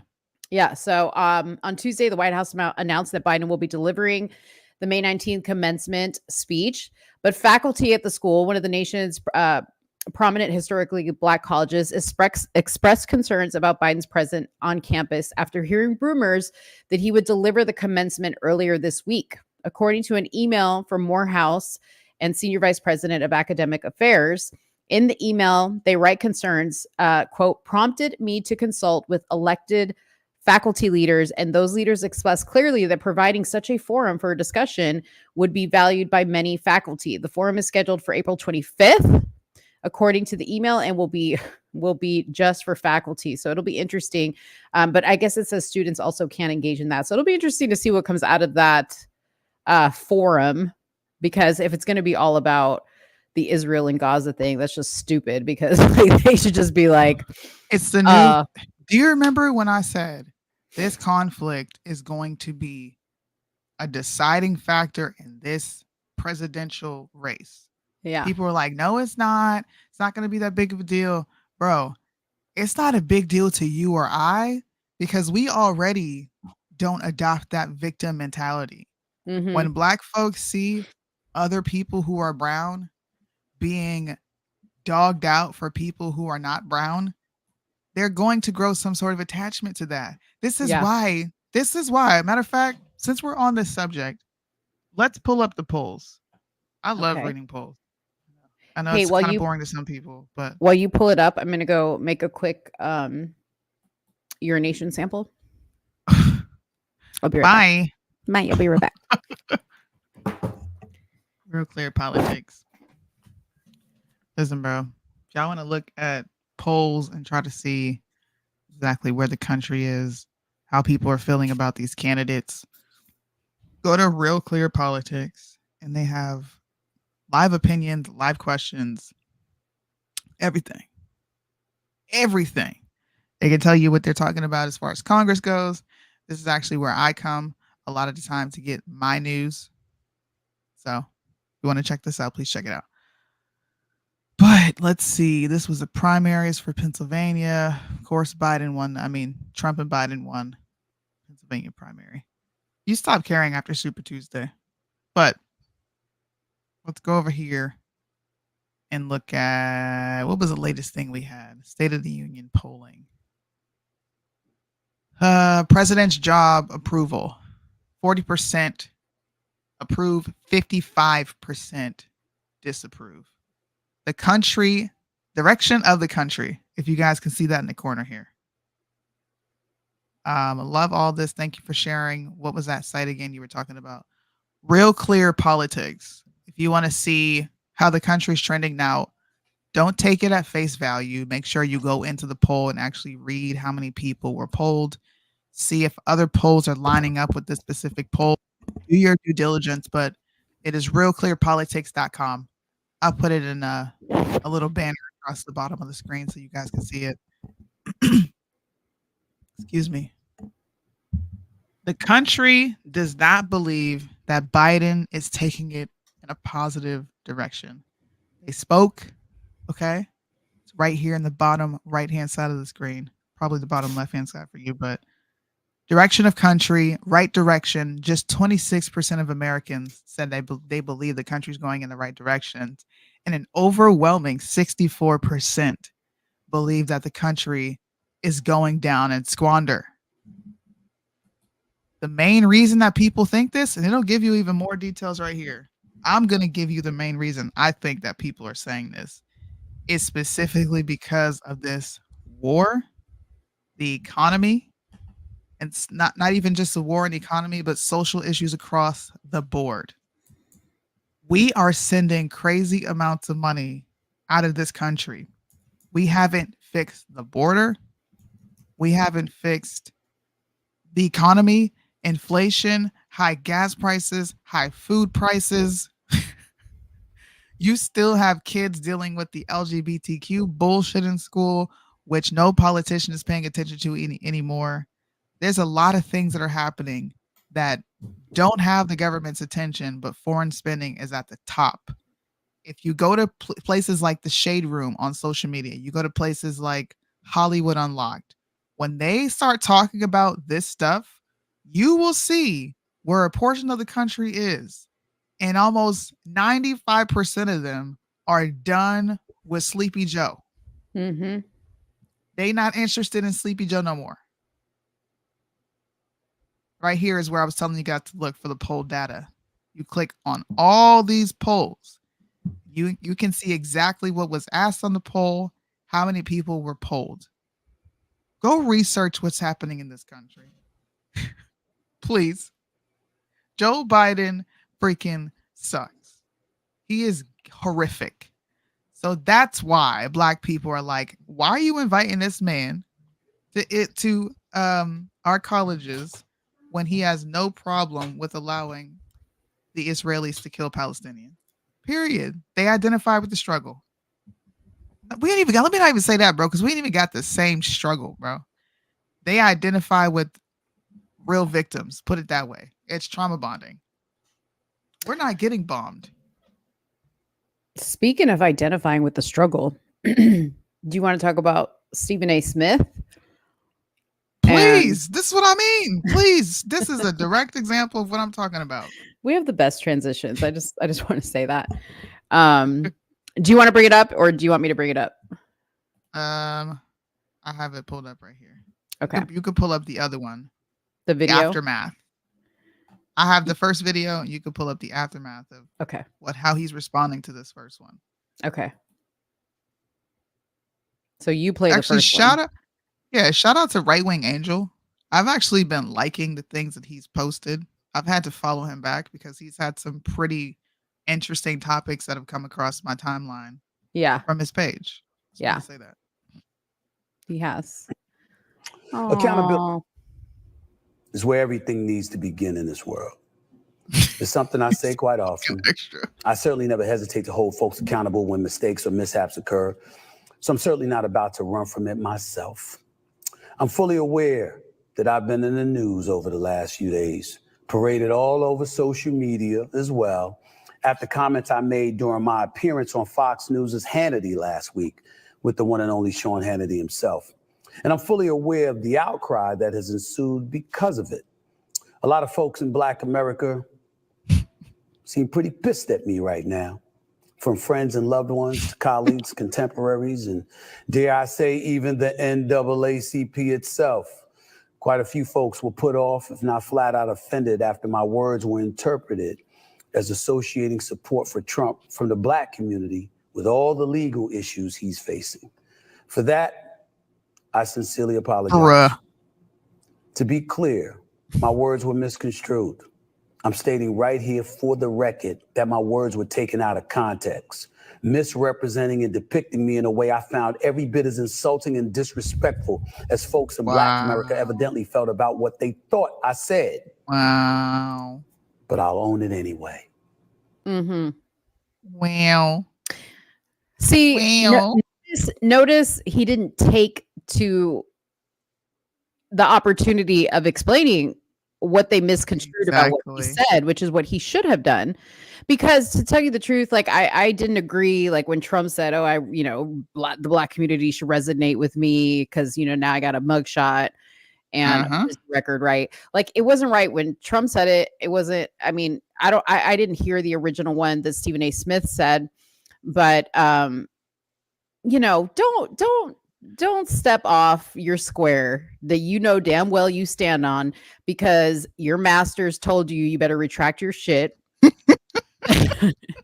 Okay, that's what it is. Your masters told you better retract your shit. Otherwise, we're going to make life a living hell for you.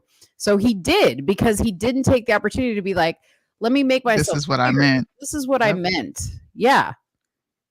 Well, I have the actual comments from him. I'll pull that up too. Okay. Freaking Stephen A. Smith, man. He goes back and forth on everything. Tell you something. As much as people may have been abhorred by Donald Trump's statement weeks ago, talking about how black folks, he's hearing that black folks find him relatable because what he's going through is similar to what black Americans have gone through. He wasn't lying. He was telling the truth. When you see the law enforcement, the court system, and everything else being exercised against him, it is something that black folks throughout this nation can relate to with some of our historic, iconic figures. We've seen that happen throughout society. So no matter what race, what ethnicity you may emanate from, we relate to you when you're suffering like that because we know we have. And that's what he articulated. Now listen. Listen. Do y'all remember when I went in on Trump for those statements that he made? Mm-hmm. I said, you are literally playing into their hand. Yeah. And what did Republicans and conservatives do? They sat there and cheered him on and admitted that they went through a struggle as blacks. Mm-hmm. These people are not stupid. They don't give a crap that you relate to the struggle, bro. You're Republican at the end of the day. And Stephen A. Smith, he didn't tell the truth. Stephen A. Smith painted a picture that we speak against. Yeah.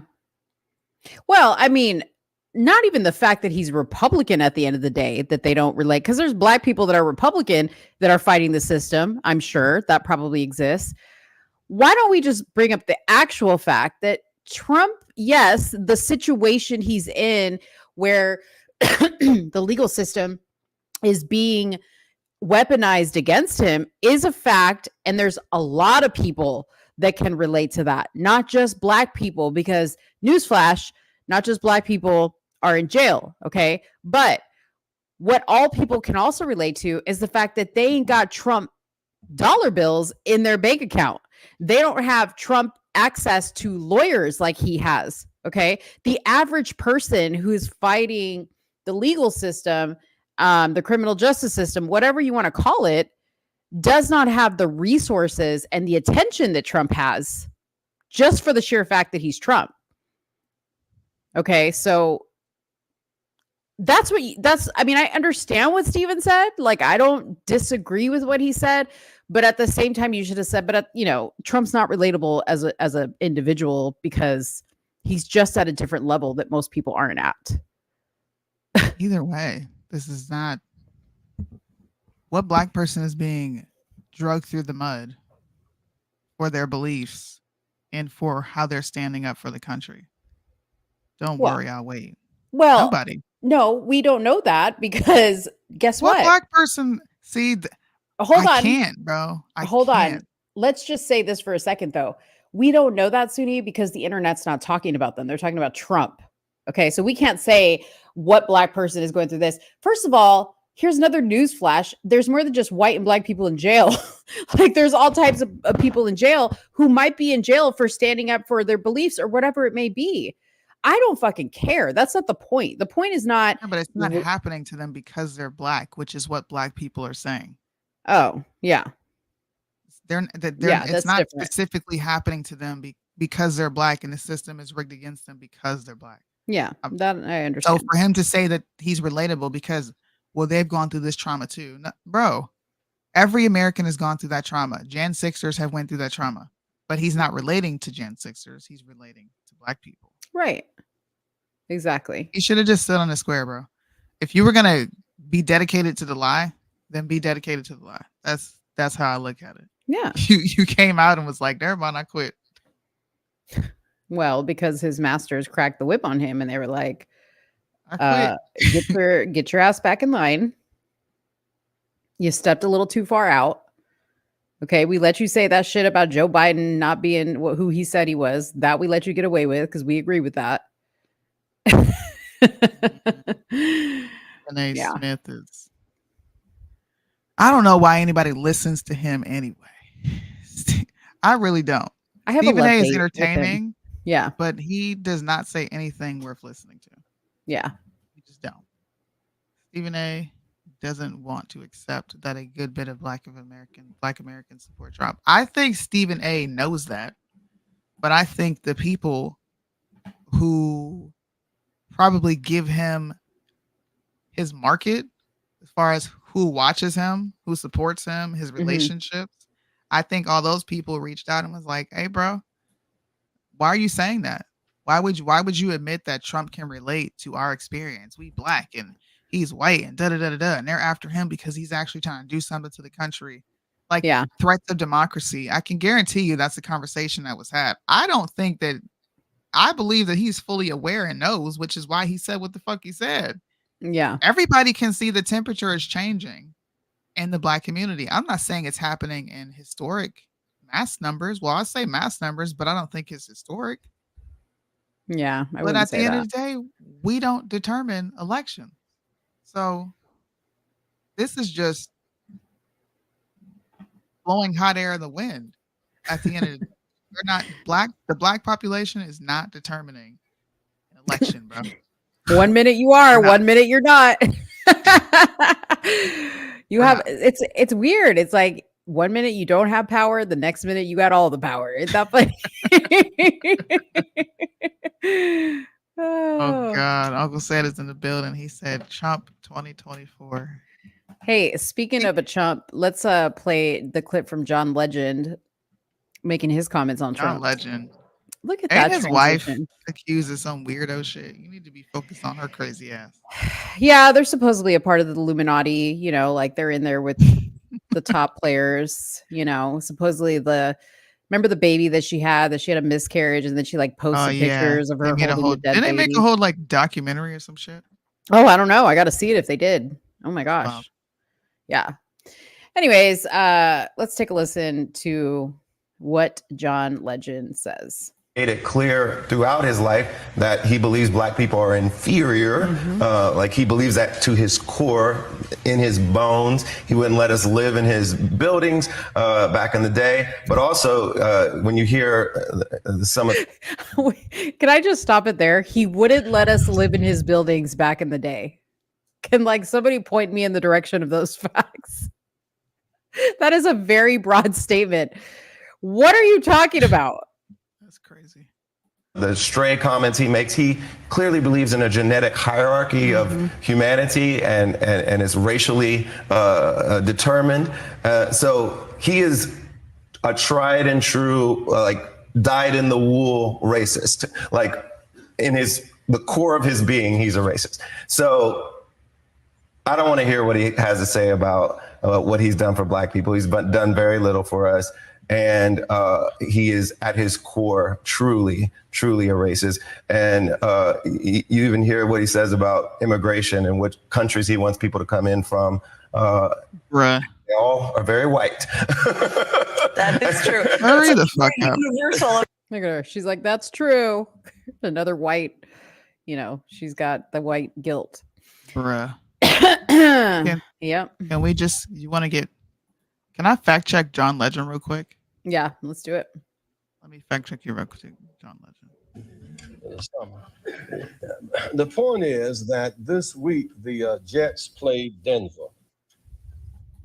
And if the Jets beat Denver and Denver goes to the Super Bowl, that would be illegitimate. There'd be something missing about that. And we experience over and over again the winner going home and the loser going to the Super Bowl.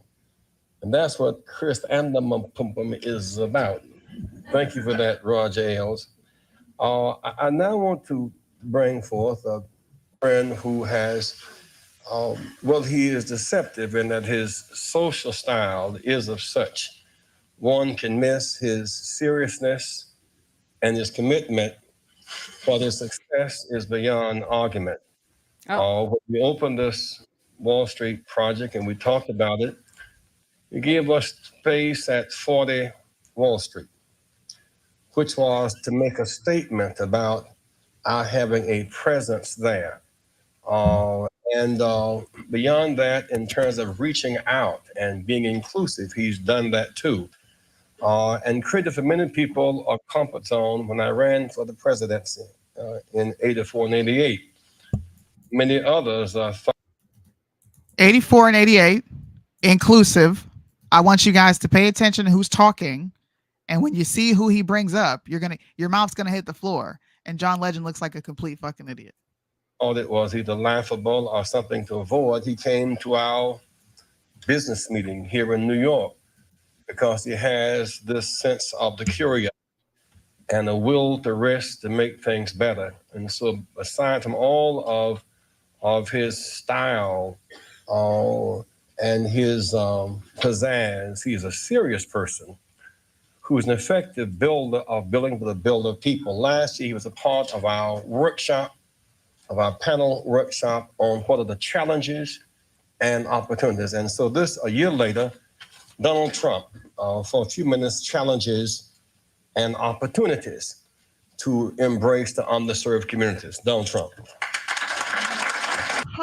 He's racist at his core. He didn't want to rent to black people. How long are y'all? I'm sorry. I'm a little triggered, right? I'm not a Trump-tard, but I'm not a Trumplican. But why are black people so damn stupid on this subject? Why? Did you read the lawsuit yourself? Or are you just going off of regurgitated information that you heard from somewhere else? Mm-hmm. Since when, all of a sudden, is the Rainbow Coalition, which was a Chicago-based nonprofit organization formed by Jesse Jackson, and it was an organization that pursued social justice, civil rights, and political activism. Now, these pillars in the community that once embraced him don't embrace him anymore. You don't question it.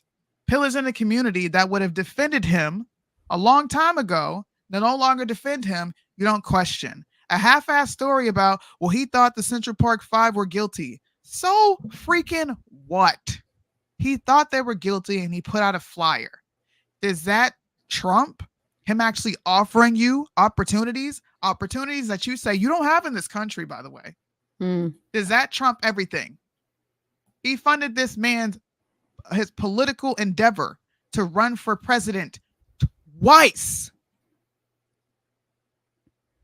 And we want to talk about freaking housing? Yeah. Let me read a little bit. So I was looking about what the lawsuit was about. It says which, by the way, Trump did settle the lawsuit for a small amount, and it was stated no admission of guilt. Okay, so it was basically just settle it, get it the fuck out of here. Because listen to what it was about. The lawsuit was based on evidence gathered by testers for the New York City Human Rights Division, which alleged, and this was back in the day when Trump and this is a long time ago when Trump and his dad were doing businesses together. So Trump was very young. It alleged that black people who went to Trump's building were told there were no apartments available while white people were offered units. Back then, Sheila Morris worked as one of those testers. Okay. When a black New Yorker was turned down for service and racial bias was suspected, Morse, who is white, would be dispatched to see if she received different treatment. In this case, a black man in search of an apartment in Brooklyn in 1972 saw a sign on the building, apartment for rent. He met with the superintendent, and the superintendent said, "I'm very sorry, but the apartment is rented. It's gone." So the gentleman said to him, "Well, why is the sign out? I still see a sign that says apartment for rent." And the superintendent said, "Oh, I guess I forgot to take it down." When Morse went to the building to ask about the same apartment, they greeted me with open arms and showed me every aspect of the apartment. Morris says she reported her experience to the Human Rights Commission. Okay, so that's what that's about, is they suspected that was because they were black. Now, I don't know what the income level of this apartment was, but I do know in many apartments in New York, you do actually have to be interviewed. And they have the right to turn you down if they don't like the way you look or your credit or your income, or like if you have divorce and all this other stuff. Like I don't know what it was like back then, and I can't speak to that, but how do you prove? Just to piggyback off of that, just like Liddell said, none of those statements came from Trump. How do you, yeah. Mm-hmm. Maybe the people that were working for him or his father at the time, because like you said, he was young. How do we even know that he was even really paying attention to that building? I'm not making excuses. Mm-hmm. I'm providing a perspective on the opposite side that you are refusing to acknowledge. Yeah. You're stuck on stupid of the black person was told no and the white person was shown houses. What does that have to do with Trump? Yeah. At the end of the day. Yeah. For y'all to keep using it as some sort of like jab and then completely ignore the fact that look, Rainbow/Push, the Chicago-based organization that fights for social justice, political activism, all those things that was created by a pillar in your community, literally awarded him several certificates, trophies, and whatever they were giving away at that time. Why do y'all have nothing to say about that? I don't get it. I'm not even mad because you're saying it about Trump. It's annoying because you sound stupid every time you do it. You don't sound intelligent. You don't even sound like you're thinking on your own, bro. It sounds like someone else's hand is up your ass doing this. You want to hear something else stupid? So when he settled this case, it required the settlement that he did required that Trump place ads in the newspaper saying specifically that they welcome Black applicants.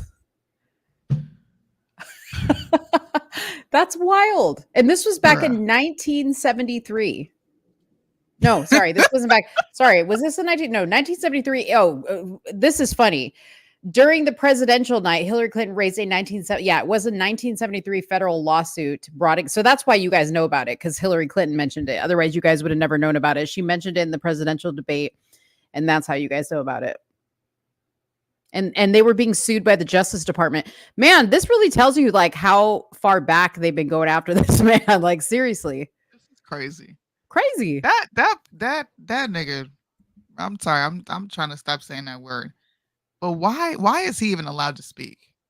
Why don't we revolt as Black people like the freaking Jews do, like the Palestinians do, bro? When you do something to one of them or you do something they don't agree with, they all come out and let you know about yourself. We just sit back like for-doop. Yeah. I'm just gonna stay quiet because I don't want to get canceled. Stephen A. Smith. Yeah. Hey, you know what we should start doing? So I'm going to show you a video. This is kind of a funny short video.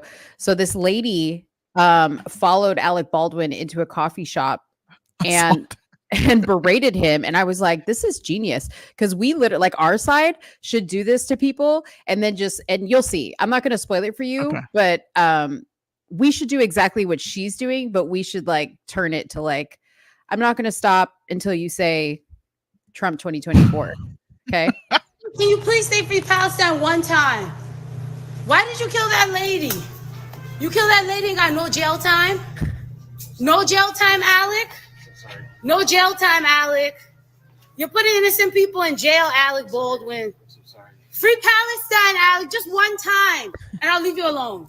I'll leave you alone. I swear. You don't get the fuck away just say from free me. Palestine one time. One time. One time. One time, Alec. You know he's a criminal. You know he's a fucking criminal. Look. Come on, Alec. Just say free Palestine one time. One time. Just one time. Please. And I'll leave you alone. Free Palestine. Fuck Israel. Fuck Zionism. Please. Now when she get popped in the face. One time. Yeah. So the pussy ass barista, okay, at the coffee shop she said, you know, he's a killer. And he backed out. He's like, listen, I don't want to deal with you because you saying all the Palestinians. So Alex is patronizing the business. And this lady is like screaming and harassing him. She should be asked to leave. I honestly, I don't blame him. Like he was nice and he was like, get out, please stop. And she's harassing him. Like, I don't think what he did was wrong. She got popped. So yeah, we should go around and be like who's the first person? Then we should LeBron. If you put hands on me, I'm fighting back. Yeah. Nope. But we should go around with cell phones and then just force people to be like Trump 2020. I'll leave you alone when you say Trump 2024. I'll leave you alone when you say Joe Biden is in bed with Ukraine. Just say it. Just say it and it'll go. No, don't do that. That lady was unhinged. Don't do that. She clearly, the mall was open, but wasn't nobody shopping. That lady clearly, no, she was a few Crayolas short from the Crayola box. Don't go do that shit. What was her name? Like something Barney, crackhead Barney was her. Bro, that lady was crazy. Yeah, she was crazy. She He was sounded like a she's Puerto Rican. pro-choice, the pro-choice advocate, crackhead Barney. Ain't she in jail? Something happened to her recently to where she just kind of off the streets, but don't go do that. Don't listen to Mo. Don't do that. Come on now. Don't do that. Yeah. Don't do that. So I have a video I want you to react to. Oh, okay. Hopefully you didn't watch it. You have a bad habit of watching things. Don't My watch bad. it. My bad for like being on the She'll internet. give her whole opinion. I'll be like, bro, save it for the show. Okay, just put up like What? the still of it so I can tell you if I saw it or was it your video? Yeah, I send it to you. I'm hoping you didn't watch it. If it's your Sometimes you don't video, be reading my DMs. well, if it was your video, I haven't watched it because I haven't watched anything you've done lately. Like in the a last video week. I made? No. Oh, okay. No. Did you see this? No. Okay, good. Let's press play. Say New York to LA. Yes. And both of you walk on the jet, and there was only one first class seat, and somebody had to go to coach, somebody had to sit in first. Okay. How would you arrange that? Are you asking me that? Yeah. Brother, if I was on a desert island and it wasn't nothing but a box of peanuts. No, I didn't ask Do you you that. think I I'm asked giving you her a about whole the box of first class peanuts? seat. You would And and put your wife in coach. coach. Yeah, she don't mind saying coach. I do. I can't sit up there like Bishop, I can't sit up there like Bishop. sardines. It's not whether she minds. It's inappropriate for a man to sit in first class and put his wife in the back. Claustrophobia. That's not how Christ loved the church, man. That's not exemplifying Christ's love. The bride goes first. The woman goes first. You gotta love her. No, the man was created first. So that gives you a clue right there. No, she should help me. Right. So I'm gonna Your help her. partner. I'm gonna help her to coach. Can you mind, coach, babe? If my husband, Oh, we fly first class, but there are times when I buy the ticket. I'm the church administrator. But if you both walk on the plane, do you feel like old school, like I'm gonna let him take it? He's the pastor, he's the bishop, he goes up. If What I'm saying is how we bought that your ticket, mindset, there's nothing. First of all, let me say this, there's no judgment here. Forget them. No, there's no judgment. It's I'm how you judge it. You judge it. Y'all can judge. I'm not judging. Listen. wait, is What that you the first end? of all, Is that that's the the end? end. Oh man, I want to watch that whole thing. what you think? What you think? Hey, I disagree with the women that are, or the ones that are saying that that they have a problem with the woman going and coach. I think that that's how it should be. Why? Just because, like, I mean, number one, that's your husband, the leader of your house, right? I mean, for a lot of different reasons, if the plane goes down, he gonna be the first one. So he's actually putting you in a safer spot being towards the back of the plane. Okay. So he's actually putting you in a safer spot. I mean, aside from just being in more comfort, I don't know. Like when I'm on a plane, I feel really, really bad for men in general because, like, you know, men don't cross their legs. Men have to sit with their legs open because they've got stuff there. And I always feel sorry for like when a guy is sitting in the middle seat. So even though like I've chosen my seat for the aisle or for the window, I will offer it to the guy and be like, would you like to be more comfortable and sit over here? Like, cause I just feel bad. Like, I don't think a guy should be sitting like in the middle, like looking like a little bitch. You don't have to sit in the middle. You can still sit and coach and have an aisle seat. Yeah, you can. No, I'm just saying, me personally, like, I don't know. I would be fine sitting back. If my husband were to ever say, I'm going to take coach and you sit back there, number one, you're leaving me by myself. It's first class. It's not that big of a deal. It's really not. If she set it up that way, okay, that's their marriage. But just giving someone first class because they're a male is fucking nuts. But wait a minute, that's not what I heard. What I heard, and maybe you need to replay it again because I was like totally entranced by this conversation. But I heard was you get on a plane and there's one seat in coach and one seat in first class. Like who gets what? That's what I heard. Yeah. Why would he get to sit up there just because he's a man? Okay, well, why they would you both get could to make sit up the there? same? my argument wouldn't be I need to sit up there. I would hope that my husband would be like, either we talk about it. Yeah. Like, you want to sit up there? Or do I want to sit up there? Or do you not care? Right. And if we're trying to get somewhere, okay, well, you can sit up there. It doesn't really matter. And 9 times out of 10, let's be honest, your husband's probably going to put you up there because it ain't that fucking that big of a deal to him.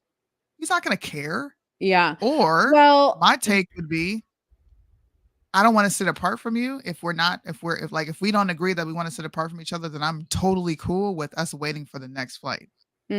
Either way, it doesn't really matter. If they're coming together and agreeing on, you can sit up here and I'll sit back here, then that's them. But just to do it because he's a man, to me, that's dumb. I don't care if you're just a man. I mean, I can understand that. Like, if you're like, I'm booking flights and I'm going to put you in first class and me in the back. But if it's like a situation of like a Southwest flight, for instance, you walk on and you pick your seats when you get on the flight. It's not assigned to you prior. And there's one in first class and one in coach. I don't have a problem getting in the back. But like when I was young, my parents actually used to take separate flights just in case something happened and the flight went down. So like for me to sit by myself in the back of a plane or anywhere on the plane, I don't care. I really don't care. Even if they were like, hey, we're going to go on separate planes, because if one of the planes goes down, at least one of us survives.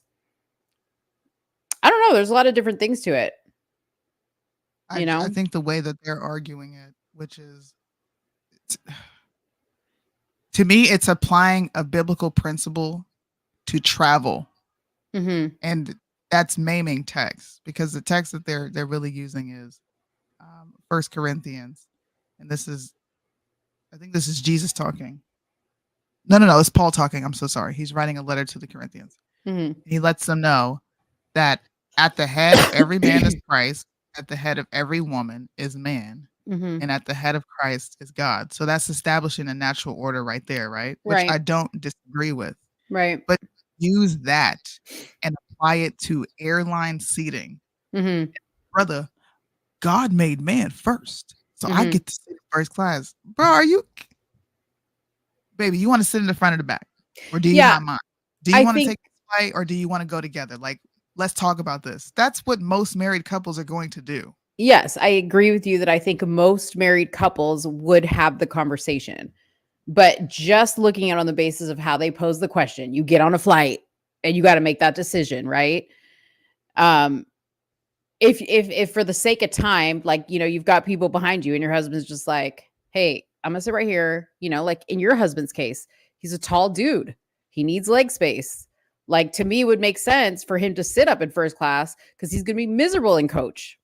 You're smaller. Yeah, because he's tall, for sure. Yeah. But you're not gonna tell me.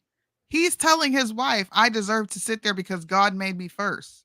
That's crazy. Yeah. If that's what he's saying, no. I'll run it back for you. Listen to what this dude let's listen again. I'm like, first of all, one of my most favorite, Jack A is in there. I love her. Okay. Is this her talk show? What is this? No, this is a TV show, a reality show. Oh. Back in the day, they used to have Love and Hip Hop for preachers. It was preachers of LA, preachers of Los Angeles. I mean, LA, and I think it was New York or Atlanta. One of the two. Preachers of Georgia. Is Shawnee on this show? Shawnee O'Neal. And now it's just preachers, and I'm not sure who's on the show anymore. Okay, I haven't watched it. Shawnee's married to a preacher. She's married to a preacher now. But now they're getting divorced, from what I heard. What? Swear to God, I could be wrong, but I swear to God, I heard that they were separating. But Oh. let's just listen to what he's saying. Okay, I'm sorry. New York to LA. Yes. And both of you walk on the jet, and there was only one first class seat, and somebody had to go to coach, somebody had to sit in first. Okay. How would you arrange that? Are you asking me that? Yeah. Brother, if I was on a desert island and it wasn't nothing but a box of peanuts. No, I didn't ask Do you you that. think I I'm asked giving you her a about whole the box of first class peanuts? seat. You would go first class I would and go put your first wife in class. coach. Yeah, she don't mind sitting coach. I do. I can't sit up there like sardines. It's not whether she minds. It's inappropriate for a man to sit in first class and put his wife in the back. Claustrophobia. That's not how Christ loved the church, man. That's not exemplifying Christ's love. How you The bride goes first. The woman goes first. No, that's no, the man was created first. that right Yeah. there. That's Yeah. Dietrich Haddon. I know who Okay. all these people are. So the that's when guy who that's when they got into the biblical principle of the whole Yes. decision. Okay. So when he says the woman goes first, that's why I pulled up 1 Corinthians. Yeah. There is a natural order and women do not come first. Okay. So Yeah. what both of these groups are doing is arguing an error. Mm. Are men first? Absolutely. That's the Mhm. natural order of life. Mhm. But does that apply to a freaking plane ride, dude? And you think I'm gonna give her the whole box of peanuts? He didn't ask you that. And why? No, you wouldn't give your wife the whole box of peanuts, but you would make sure you split it Yeah. so that you and your wife could live if y'all were deserted on an island. Like, I watched this and I was like, the fact that this is even a conversation right now and you guys are arguing about this on a talk show and you're supposed to be pastors is crazy to me. My man with the glasses look like Pablo Escobar. He's That's a my former dude. gang member. Dude, He that's went my to dude jail, right went there. to I don't know who prison. that guy is, but I love his style. Listen, I'll tell you right now, if we're on an island and there's a box of peanuts, I'm gonna like give the majority of the peanuts, to my husband, because at the end of the day, I'm expecting him to do all the hard manual labor. Okay, he's Yeah. got to save us. You know what I mean? Like, he deserves the protein. I could eat the grass sure. leaves or whatever, But nigga, you on a plane ride. Like, we would probably talk about it and be like, well, y'all, I wouldn't care. Like, if he said, I'm gonna sit up here, you can sit back there. Yeah. I wouldn't feel any type of way about it. But if he were to come at me and was say, babe, the Bible says a man, I would be like, first of all, you could have just told me you wanted to sit up here and I wouldn't have tripped either way. Because we're on a flight, it's not like we're gonna be sitting there chit-chatting and talking all the time. And you have internet on the flight now, so I can easily text you if I have something I want to say. We're Yeah. probably both gonna be individually watching the show. Yeah. It's a flight, bro. Yeah. But it was just the way they went about it. It was like, did you really just try to use the Bible? Both of y'all try to use the Bible and do it in a very erroneous way? Brother, that's your wife. She's your helpmeet. She goes first. What you talking about? Yeah, that's a stupid argument, to tell you the truth. Like, it really is. And it is individual to each couple, but I definitely don't think it's biblical. No, Now, the women up there getting all offended. Yeah. It's inappropriate. How? Yeah. I thought that the one that's sitting in the middle of those two, she looked familiar to me. I've seen her somewhere else. Bishop Noel Jones's wife? Because that's who was on there first. This is fine with me. Who's her husband? That gives you hers? Yeah. The guy sitting right there with the sunglasses on. I can't remember his name. Dude, that guy's a pimp. Okay. I love that dude. And the other guy on the opposite side is Dietrich Haddon. And Dietrich Haddon was married. Yeah. Got his side piece pregnant. Divorced his first wife. Got married to the side piece. And now him and the side piece, I think, are divorced and he's moved on to someone else. So just consider the people on this stage talking. Right. Like, that's messy. And you're going to bring the Bible into the airplane seat. And you're going to bring the Okay. Well, you didn't say all clearly that. ain't putting your wife first if you cheat on all of them. Yeah. You didn't say all that. That's funny. Listen, when I get on a plane, I typically don't stay awake long enough to witness takeoff. Okay. As soon as they turn that plane on, I don't know what comes out of those airplane vents. Yeah, I'm out. So I don't care who's sitting next to me. Like, don't sit next to me if you're expecting conversation on a plane, because it ain't going to happen. I am going to be asleep the entire flight. Yeah. So it doesn't matter. Like, for me personally, I understand some people are scared, want some conversation or whatever. I don't know. Yeah. I just think it's this. I thought it was a funny video, but after I watched it like 2 or 3 times, I was like, this is a very dumb conversation that they're having. But yeah, it's entertaining to the people. Because look, all these people they're engaging. I would sit in the front. Uncle Seth said I would ride in coach. It's not that big of a deal. That, to me, this sounds like someone who ain't ever been in first class. And they're like, I need this opportunity to sit in first class. A lot of first class flights, especially if you're traveling domestically, bro, they're nothing special. No, you want to fly it now. You do want to fly first class when you're international. International, yes. Where they give you the pajamas. The slippers. Get to lay back in the the seat and turn champagne. it into a bed. A menu. Yeah. Get a thick blanket, a nice plump pillow. Yes. Those ones that like enclose. Ooh, those are life, honey. You want to sit in first class on an international flight, but domestic flights, bro. Yeah. You're just first to get off the plane. That's literally it. And you have a little bit more, like, you know, if you got a big back, you got a little bit more room there. It's not a big back. Yeah. Well, they need 2 seats. Remember, Southwest, they get a free seat for free. Yeah. For $3.99. Yeah. Well, I wanted to see what you thought. That was a I'm good glad video. you watched it again. That was a good Because video. first you were like, I would give up my seat, bro. On the premise of what these motherfuckers just said? Ain't no way. Yeah. I didn't hear that. I was just like so enthralled. I was like, I need to see this whole show. You should look it up. It's called Preachers. Yeah. I think you would like the show. It's very salacious for right up my alley. church. It's right up your alley. Because these Yeah. are church folks and they sitting up, bro. They do the most. They have more drama than the worldly people. Yeah. No BS, bro. Yeah. Oh, I bet. It's crazy. It's Dude, crazy. Speaking of big backs, yo. Yo. That transition though, bro.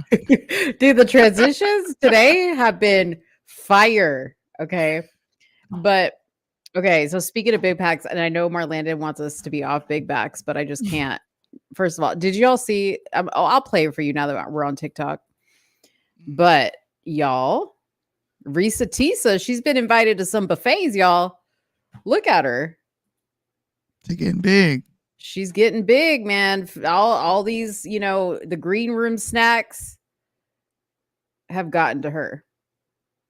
So she's got another story time. I didn't even listen to it. Hold on. I'm trying to find my favorites. Because there's a song we got to play for y'all. Oh, y'all, I've been saving food. Did I save the song? Maybe I didn't. Oh, no. Wait, what is this? I got a Kamala Harris one. Okay, hold on. Let's play this. All these things on my phone that prevent, you know, for the sake of security. Yes. But I used to love our family group texts. Like when we would, I mean, it was everything. Like when Wordle first came out. Did you get the word? yes, or when, you know, like, right? It was just, it was so good. It's her bitching about how she misses group text. Group text now? I guess not. Okay, hold on. I'm gonna find the Big Back song. Hold on.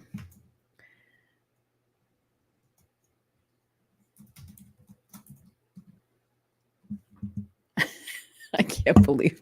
See, now I'm gonna mess up my search algorithm. Here it is. Big back, big back, big back, big back. Yeah, my back is loaded up with snacks and different foods. Squeeze into this tiny shirt, my big back has no room. Big back, big back, big back, big back, big back, big back, big back, big back, big back, big back, big back, big back. The comment says, my big back thought he was saying Big Mac. This person said the new Big Back anthem. Oh, dude. That is so funny. Bruh. Yeah, Yeah, they that got all was- kinds of stuff. That was rough. You know how we have you know how Big Booty Judy's got her song? Maybe that'll be because Marlandon says he's big back. Maybe that'll be Marlandon. We're gonna play it for Marlandon. Or like whenever I'm eating, because you know, lately I've been eating a lot, like eating during the show. Yeah. Lord. people are gonna think that we're body shaming. We have a big booty Judy, big back, you know. I mean, I'm all about body shaming. Not Marlandon or Judy though. But like, No, that's out of love. We're not body shaming. why is Judy dropping bars in the chat? She said it should be big back, no neck. Marlon is a y'all That got was jokes funny. today. Yeah. That was funny. No, you know, Technically, please I know. didn't make the joke. Mo did. Yeah. I'm so Yeah. tired of being looped into your shit. I'm Dude, so tired of it. no, because here's the thing. Like, I was a big back in the day, and I have big back moments. You know what I mean? Like, where I behave like a big back sometimes. So it's no shame. Like, I say it out of love. If I call you a big back, if I say you got a big booty, it's love. It's all All these love. things because I love you. I say all these things because I love you. Well, I have a subject that I think everybody has kind of been waiting for us to discuss. Oh, really? Yes. I'm probably going to get bitched out for my comments, specifically from Loza. And Oh, God. That's okay. That's okay.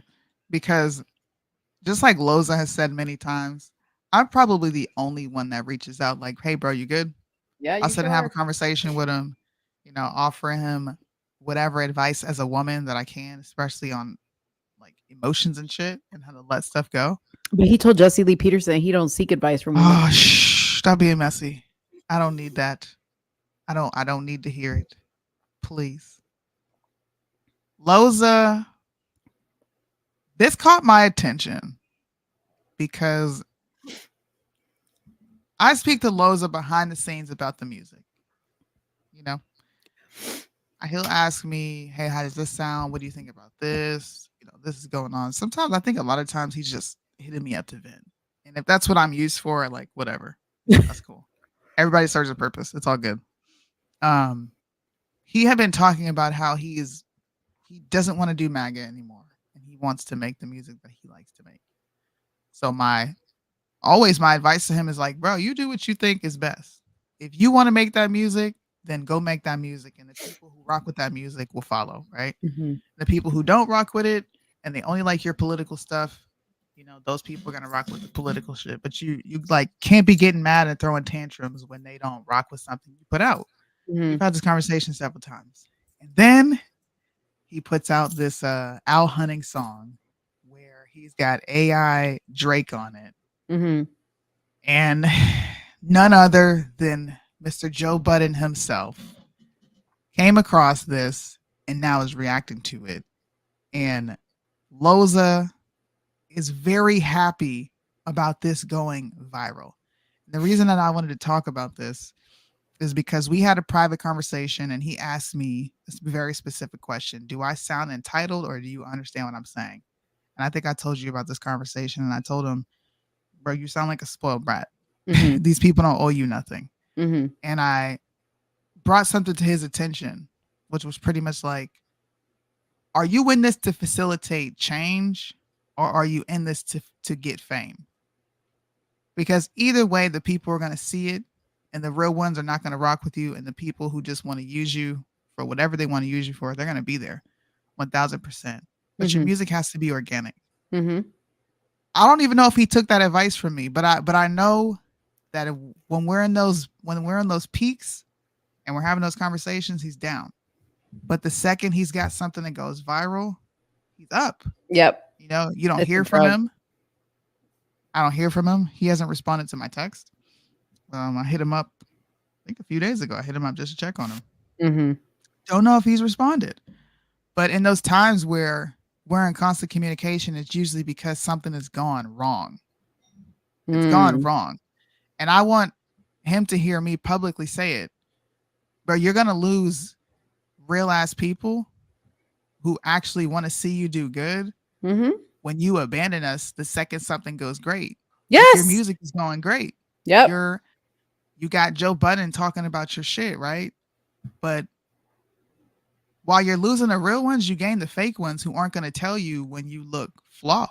Mm-hmm. Yeah. You're gonna lose them. That's Loza in a nutshell. So here's the clip. Matter of fact, let me read this. I'm gonna read I was about to say, read that. Mm-hmm. So the caption says, "Stop scrolling and pay attention, IG. I'm making history, shaking the mainstream industry up. I got Joe Budden to react to my record, Owl Hunting, dissing Drake, and he don't know it's me, even though my verse always at the end, very strange. They must think I'm AI. Ha ha ha. I'm good at going viral. I'm diabolical. Okay, so Now, question. Does that say he hit up Joe Budden? So basically, he brought this to Joe Budden's attention. he said I got Joe Budden to react to my record. Mm-hmm. So I don't know. Maybe he knows someone who knows Joe. I don't know. I haven't talked to him about it.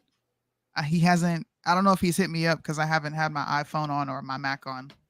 I'll check in after the show, but I'm not sure of the context of that. Okay. All I know is that one moment we got you talking about how cancer has got you down and out. Yep. And you're telling me you can't create music. Bone I'm marrow offering my transplant. ear as a friend, all this other stuff. And Laying then on boom, ambulance. got a hit and everything is good. And I don't hear from you no more. And cancer is not that big of a deal. And I'm not I'm not downplaying your condition. Yeah. I'm telling you how people like me, perceive, honest people who want to be there for you, perceive you at the end of the day. And I hope you receive this in love, because these are things that I've said to you privately, but this is something that's public that we need to react to. So this is our channel. We're going to react. You guys check out this video. I think, and if that's AI, then I'm back in the game. Album out tomorrow. Let me start over.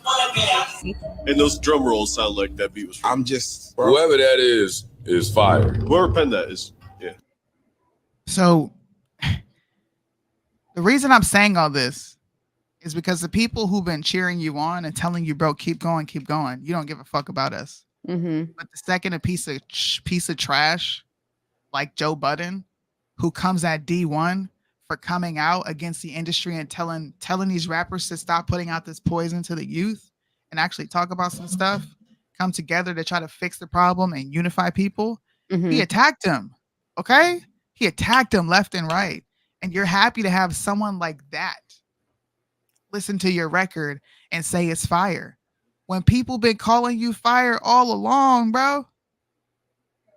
We don't even get no shine like this. And listen, I'm not saying that I'm entitled to a spot on your page, but the people who have been rocking with your music that do reviews when your song drops, you don't repost our content and say, hey, y'all go check out, hey, look, SOONIE and Mo reacted to da-da-da-da-da. Okay? We don't get a spot in your stories. We don't get a thank you. We don't get none of that. But you're happy about this figure.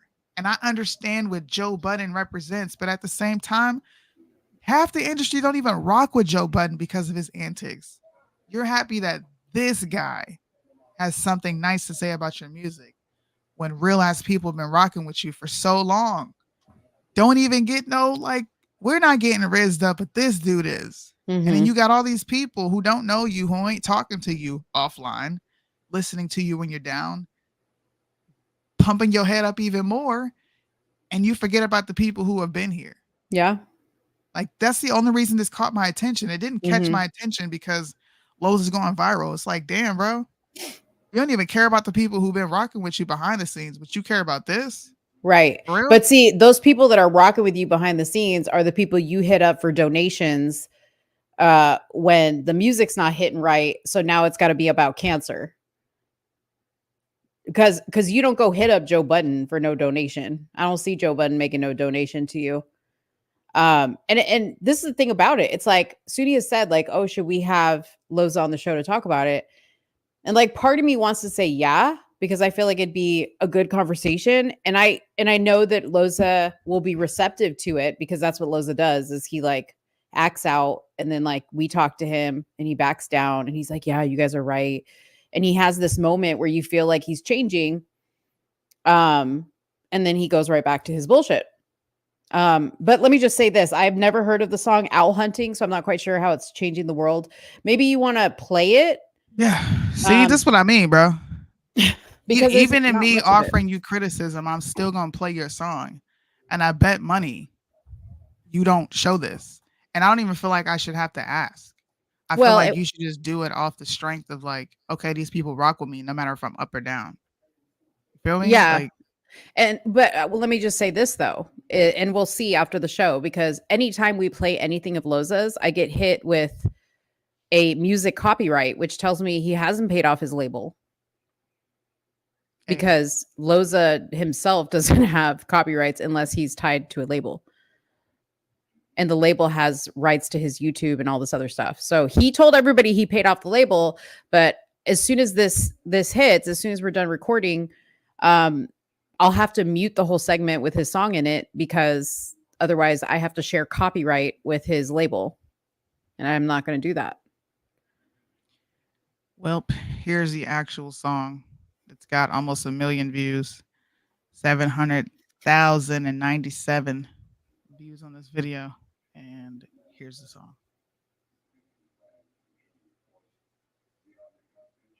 Drake claims to be Michael Jackson, but Michael Jackson never painted his nails or got his nails done, did he? I mean, there's something sus about him. Fuck dropping down for that 50, I'll give you 200. I'm too cunning, come touchdown the city, let's see who teams won it. You really would be stupid for choosing to rock your jewelry, that is foolery. LA goons ready for coonery. Nigga, these size 7s gon' be up in your ass. I'm big stepping cause I rap in Compton, do it with class. Ain't no gangster in my hood, rocking nails with a pass. Wanna be yachty so bad, you're probably topping for cash. What kind of man tell another man? Don't make me chip a nail, Kendrick. I'm way bigger than you in Japan, can't you tell, Kendrick? Only thing that people wanna know is Drake a real killer. Cause those subliminals towards X don't make you real, nigga. You ain't never caught a body.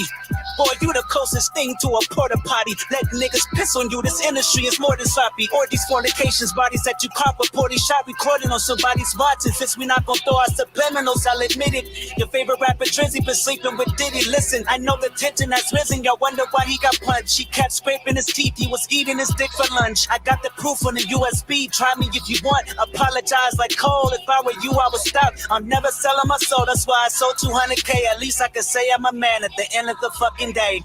Bam, let's slide. Bam, That's Loza. That's Loza. Bam, let's slide. Bam, let's slide. You know it's OVO season and we bout that. I keep a pulling on me if you wanna strike back. You know it's OVO season and we bout that. We finna bam, let's slide. Yeah. What's a king to a god? I'm only a prince in my first form. Bitch, I evolved. I'm sick of this dog. Quit barking for it, kicking the dog. And tell the world. So it's pretty much him using Kendrick Lamar's voice with his bars. And apparently the industry likes the song. Like I said, I'm not hating on you getting a viral song, bro. I'm not hating on the fact that Joe Budden reacted to your stuff. I'm glad the music that you want to put out is gaining attention. Congratulations, bro.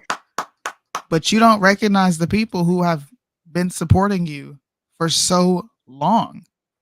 It never bothered me to see Loza post somebody else and be like, oh, I went on such and such a show. I did this or I did that.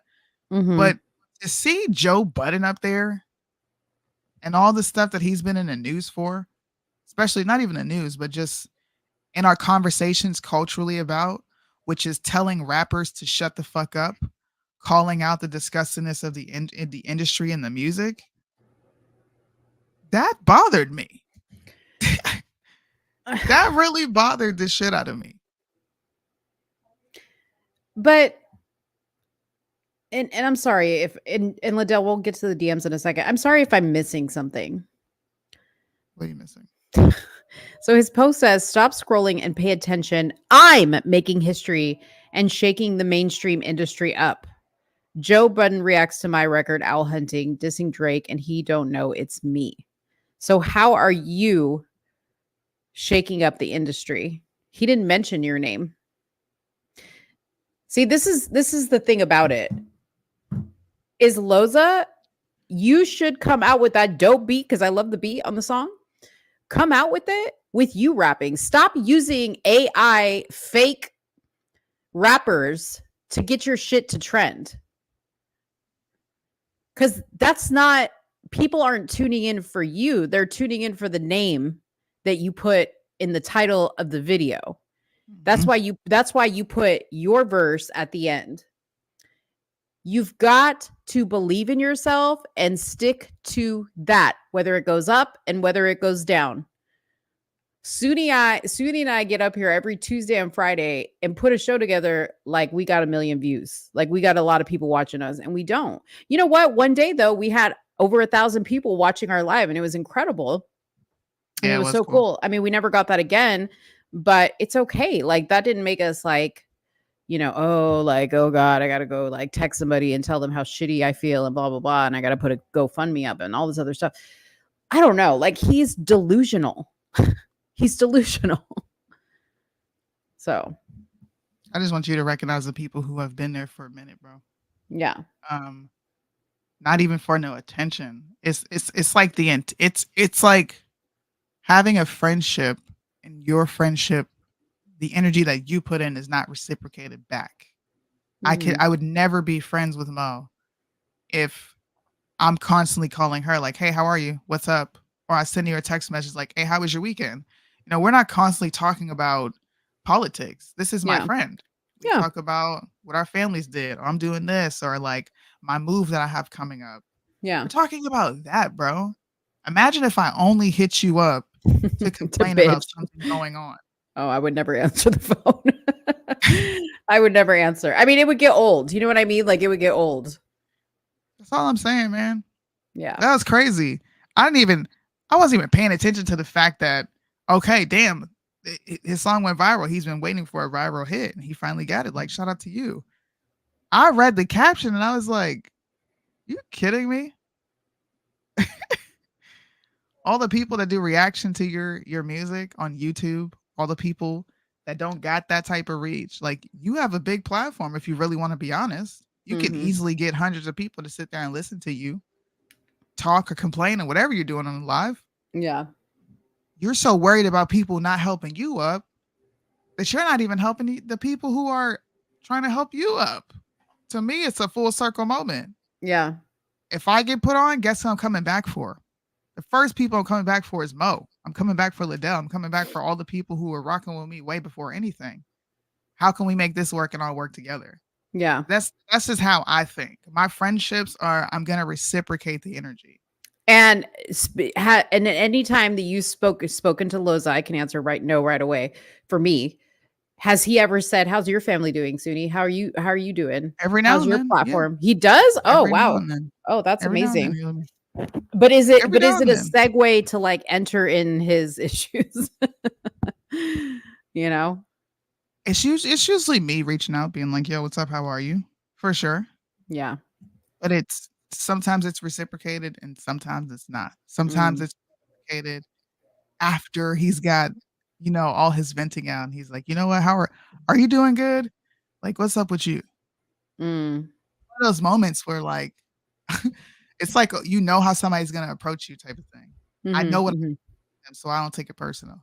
Like if I get it, how are you? Whatever. If I don't, it's like, okay, cool. I get his intentions, but the actions need to match the words is all I'm saying, bro. Yeah.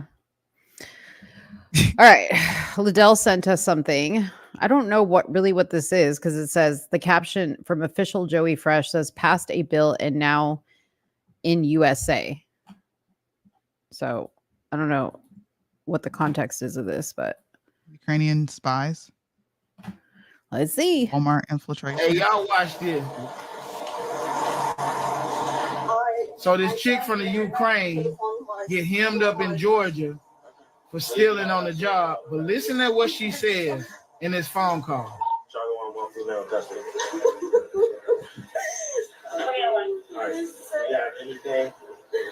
Just real quick, that's from this is from 2023. That's what this says right here.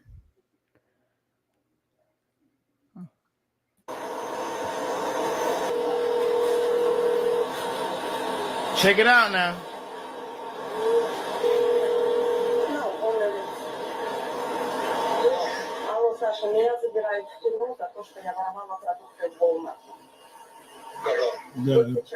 The Americans know.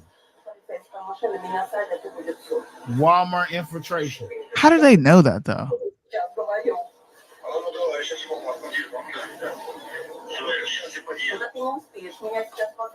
The mission cannot continue now. I don't believe this. Well, somebody right here says I speak Russian, and that's not what she said.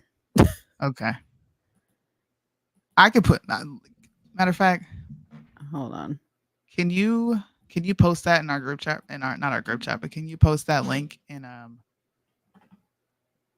What's up? Yes, thank you. Yeah. Because I can run it through a translation model and see exactly what it's saying. Okay. Look at that. Look at that shit. If that's what she's saying, that's crazy. If not, then dang. A whole bunch of people just got. I gotta upload it. All right, well, we can, while this is doing what it's doing, we can, if that's true, then what the fuck? But yeah, I don't think she would be that dumb to say that on a 911 call when I don't know.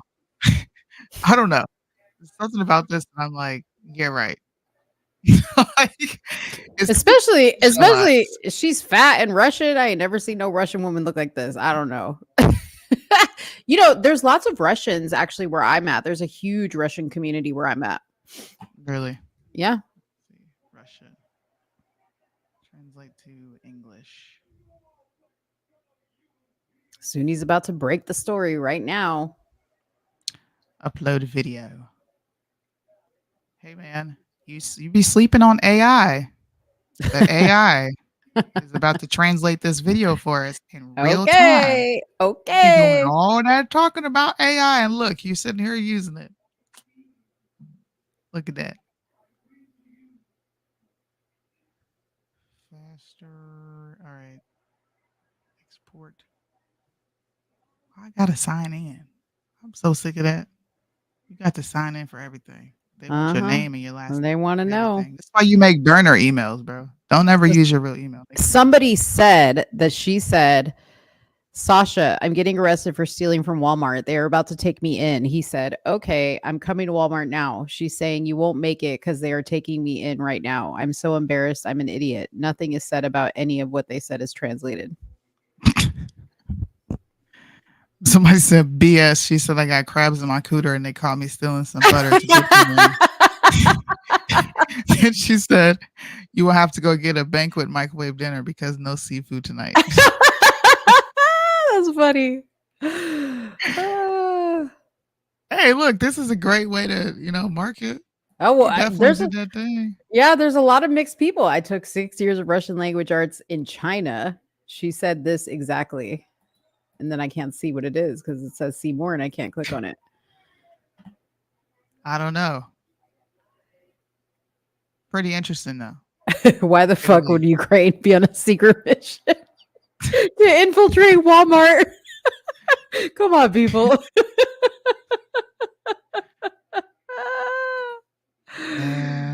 Liddell. See, Liddell, this is why when you be mentioning some stuff, we like, Liddell, we got to fact check you. This is crazy, Liddell. He put a thinking emoji like. He said. I love that. Liddell, you had a boomer moment. It's all right. It's all right. He had Liddell. a boomer moment and he was like, what's this? Did Dan Bongino report on this? Is that what happened? Yo, you're crazy. Let me see. Oh, I can share my screen. Here we go, guys. Let's see if it got the translation right.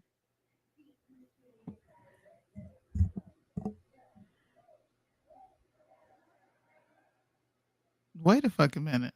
Wait, what? That's what exactly? There's no way. Yeah. It's translating. No, it's translating exactly what it says on the screen. No, it's not. It's translating the language. I have a translator on. Hold on. Let me go back. I can't go back if I'm on the screen. Ain't no fucking way. I would be mad if all these people just sat here and lied. Where is our Russian audience at? Yeah, where is the Russian audience? AI video translator. Okay. I went to the right one. Come on now. You think people who speak, my son's girlfriend, she's from Poland, and she understands a little bit of Russian. Maybe I should ask her. Maybe you should. Let me see. What is it called? What's that show? Dang, what's that show? Where you get to call a friend for a lifeline if you don't know the answer to the question? Yeah. Oh my gosh. You know what I'm Who wants to be a millionaire? Yeah. That. Do you know Russian? Can you tell us what she said? Or she's gonna be like, who the fuck is us? Can you tell me?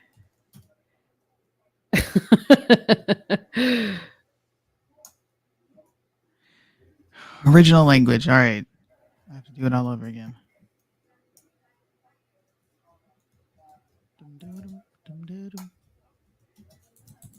Russian, English. Bethany. Bethany's gonna read what she's actually saying. Shout out to Bethany. Y'all said wake her up. Y'all, she goes to bed. She's probably not even gonna answer me. She goes to bed so early. She's like me. She goes to bed super early. Y'all are old. Well, she's super Bed young. She's my son's age. I can't talk. I've been going to bed around 8:30, 9 o'clock. Oh, it's the best. It actually is because I wake up right on the dot at 6:45 and I don't feel sleepy. I don't feel like I don't want to get up. It's just like, okay, I'm gonna get up. Yeah. Go do Like everything. honestly, if I could go to bed at 7 and wake up at 4, I would be like the happiest person on the planet. I don't want to wake up at 4. That's ridiculous. Yeah, I do. Okay, let's see. Back in the background audio, guys. Okay. Whoo! Look at our viewership going up just because they're just so nosy.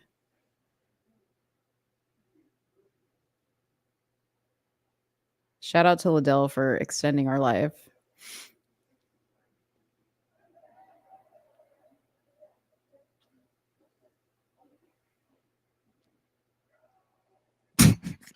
What? What did she say? I can't see anything. No, it's not done yet. Oh, It's okay. extracting the background audio. She said, what? You were so funny, bro. When you feel left out of something, it is hilarious. I hate it. I hate it, dude. I am FOMO. I am FOMO. Fear That's of why I don't missing say out. shit no more. If I know something and I know I can't tell Mo, I don't say anything. Yeah. And then it comes out and I'll be like, I already knew. She'd be like, Yeah. Like there's nothing that like cuts me deeper than like if I see like a bunch of people having a conversation and I'm not included. What? You know what? Okay, no, I'll give you a great example. So at Bryson's wedding, it was Brandon, Oliver, Right Wing Angel, Craig, and somebody else. It was the guys, right? So obviously that makes sense, like why the guys would stand in a group and talk together. And like I'm the only like influencer girl, out of the group. And like we all got together and we like took a picture. And then like I was talking to Corinne and then the guys started talking and I was like, well, wait, I want to be over there like where the guys were talking. I mean, I love Corinne, but like I wanted to be where the guys were talking because I was like, surely they're talking about like influencer like stuff. You know what I mean? Like I Brandon's always dropping, gems, of like knowledge. So I was like, I need to be over there because I need to be in that loop. And they were totally like talking like, yeah, man, like we got to get on a call. And I'm like, I want to be on the call. I was like, I want to be on the fucking call. But it was clearly just for the guys. yeah. But I wanted to be on it. Let's see.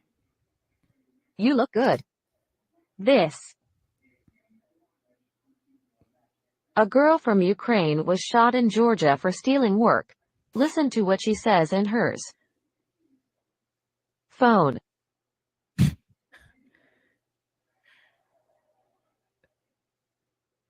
Call. This is so suspenseful.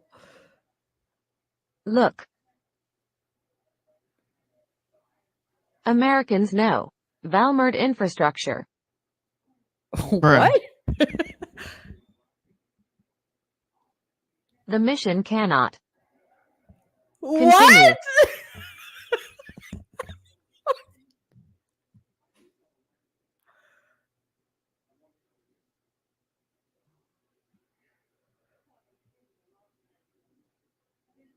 We're like waiting. I'm telling you, I'm here now. I'm forbidden. Oh, I don't. I can, Sash, that's it. It's just fucked up. Yes, please take Bogdan and tell Bogdan to quit too. Bruh, that is not what that translation says that we're reading on the. I'm stuttering. That's even worse. I gotta zoom in. You know what? Stop right now. No. SOONIE, we need to do a short on this. So we're gonna end the show. We need to do a short reacting to this video and releasing the truth. Okay, guys. You guys are gonna have to watch the short to see the rest. Thanks for watching. Peace out. Peace out. Something so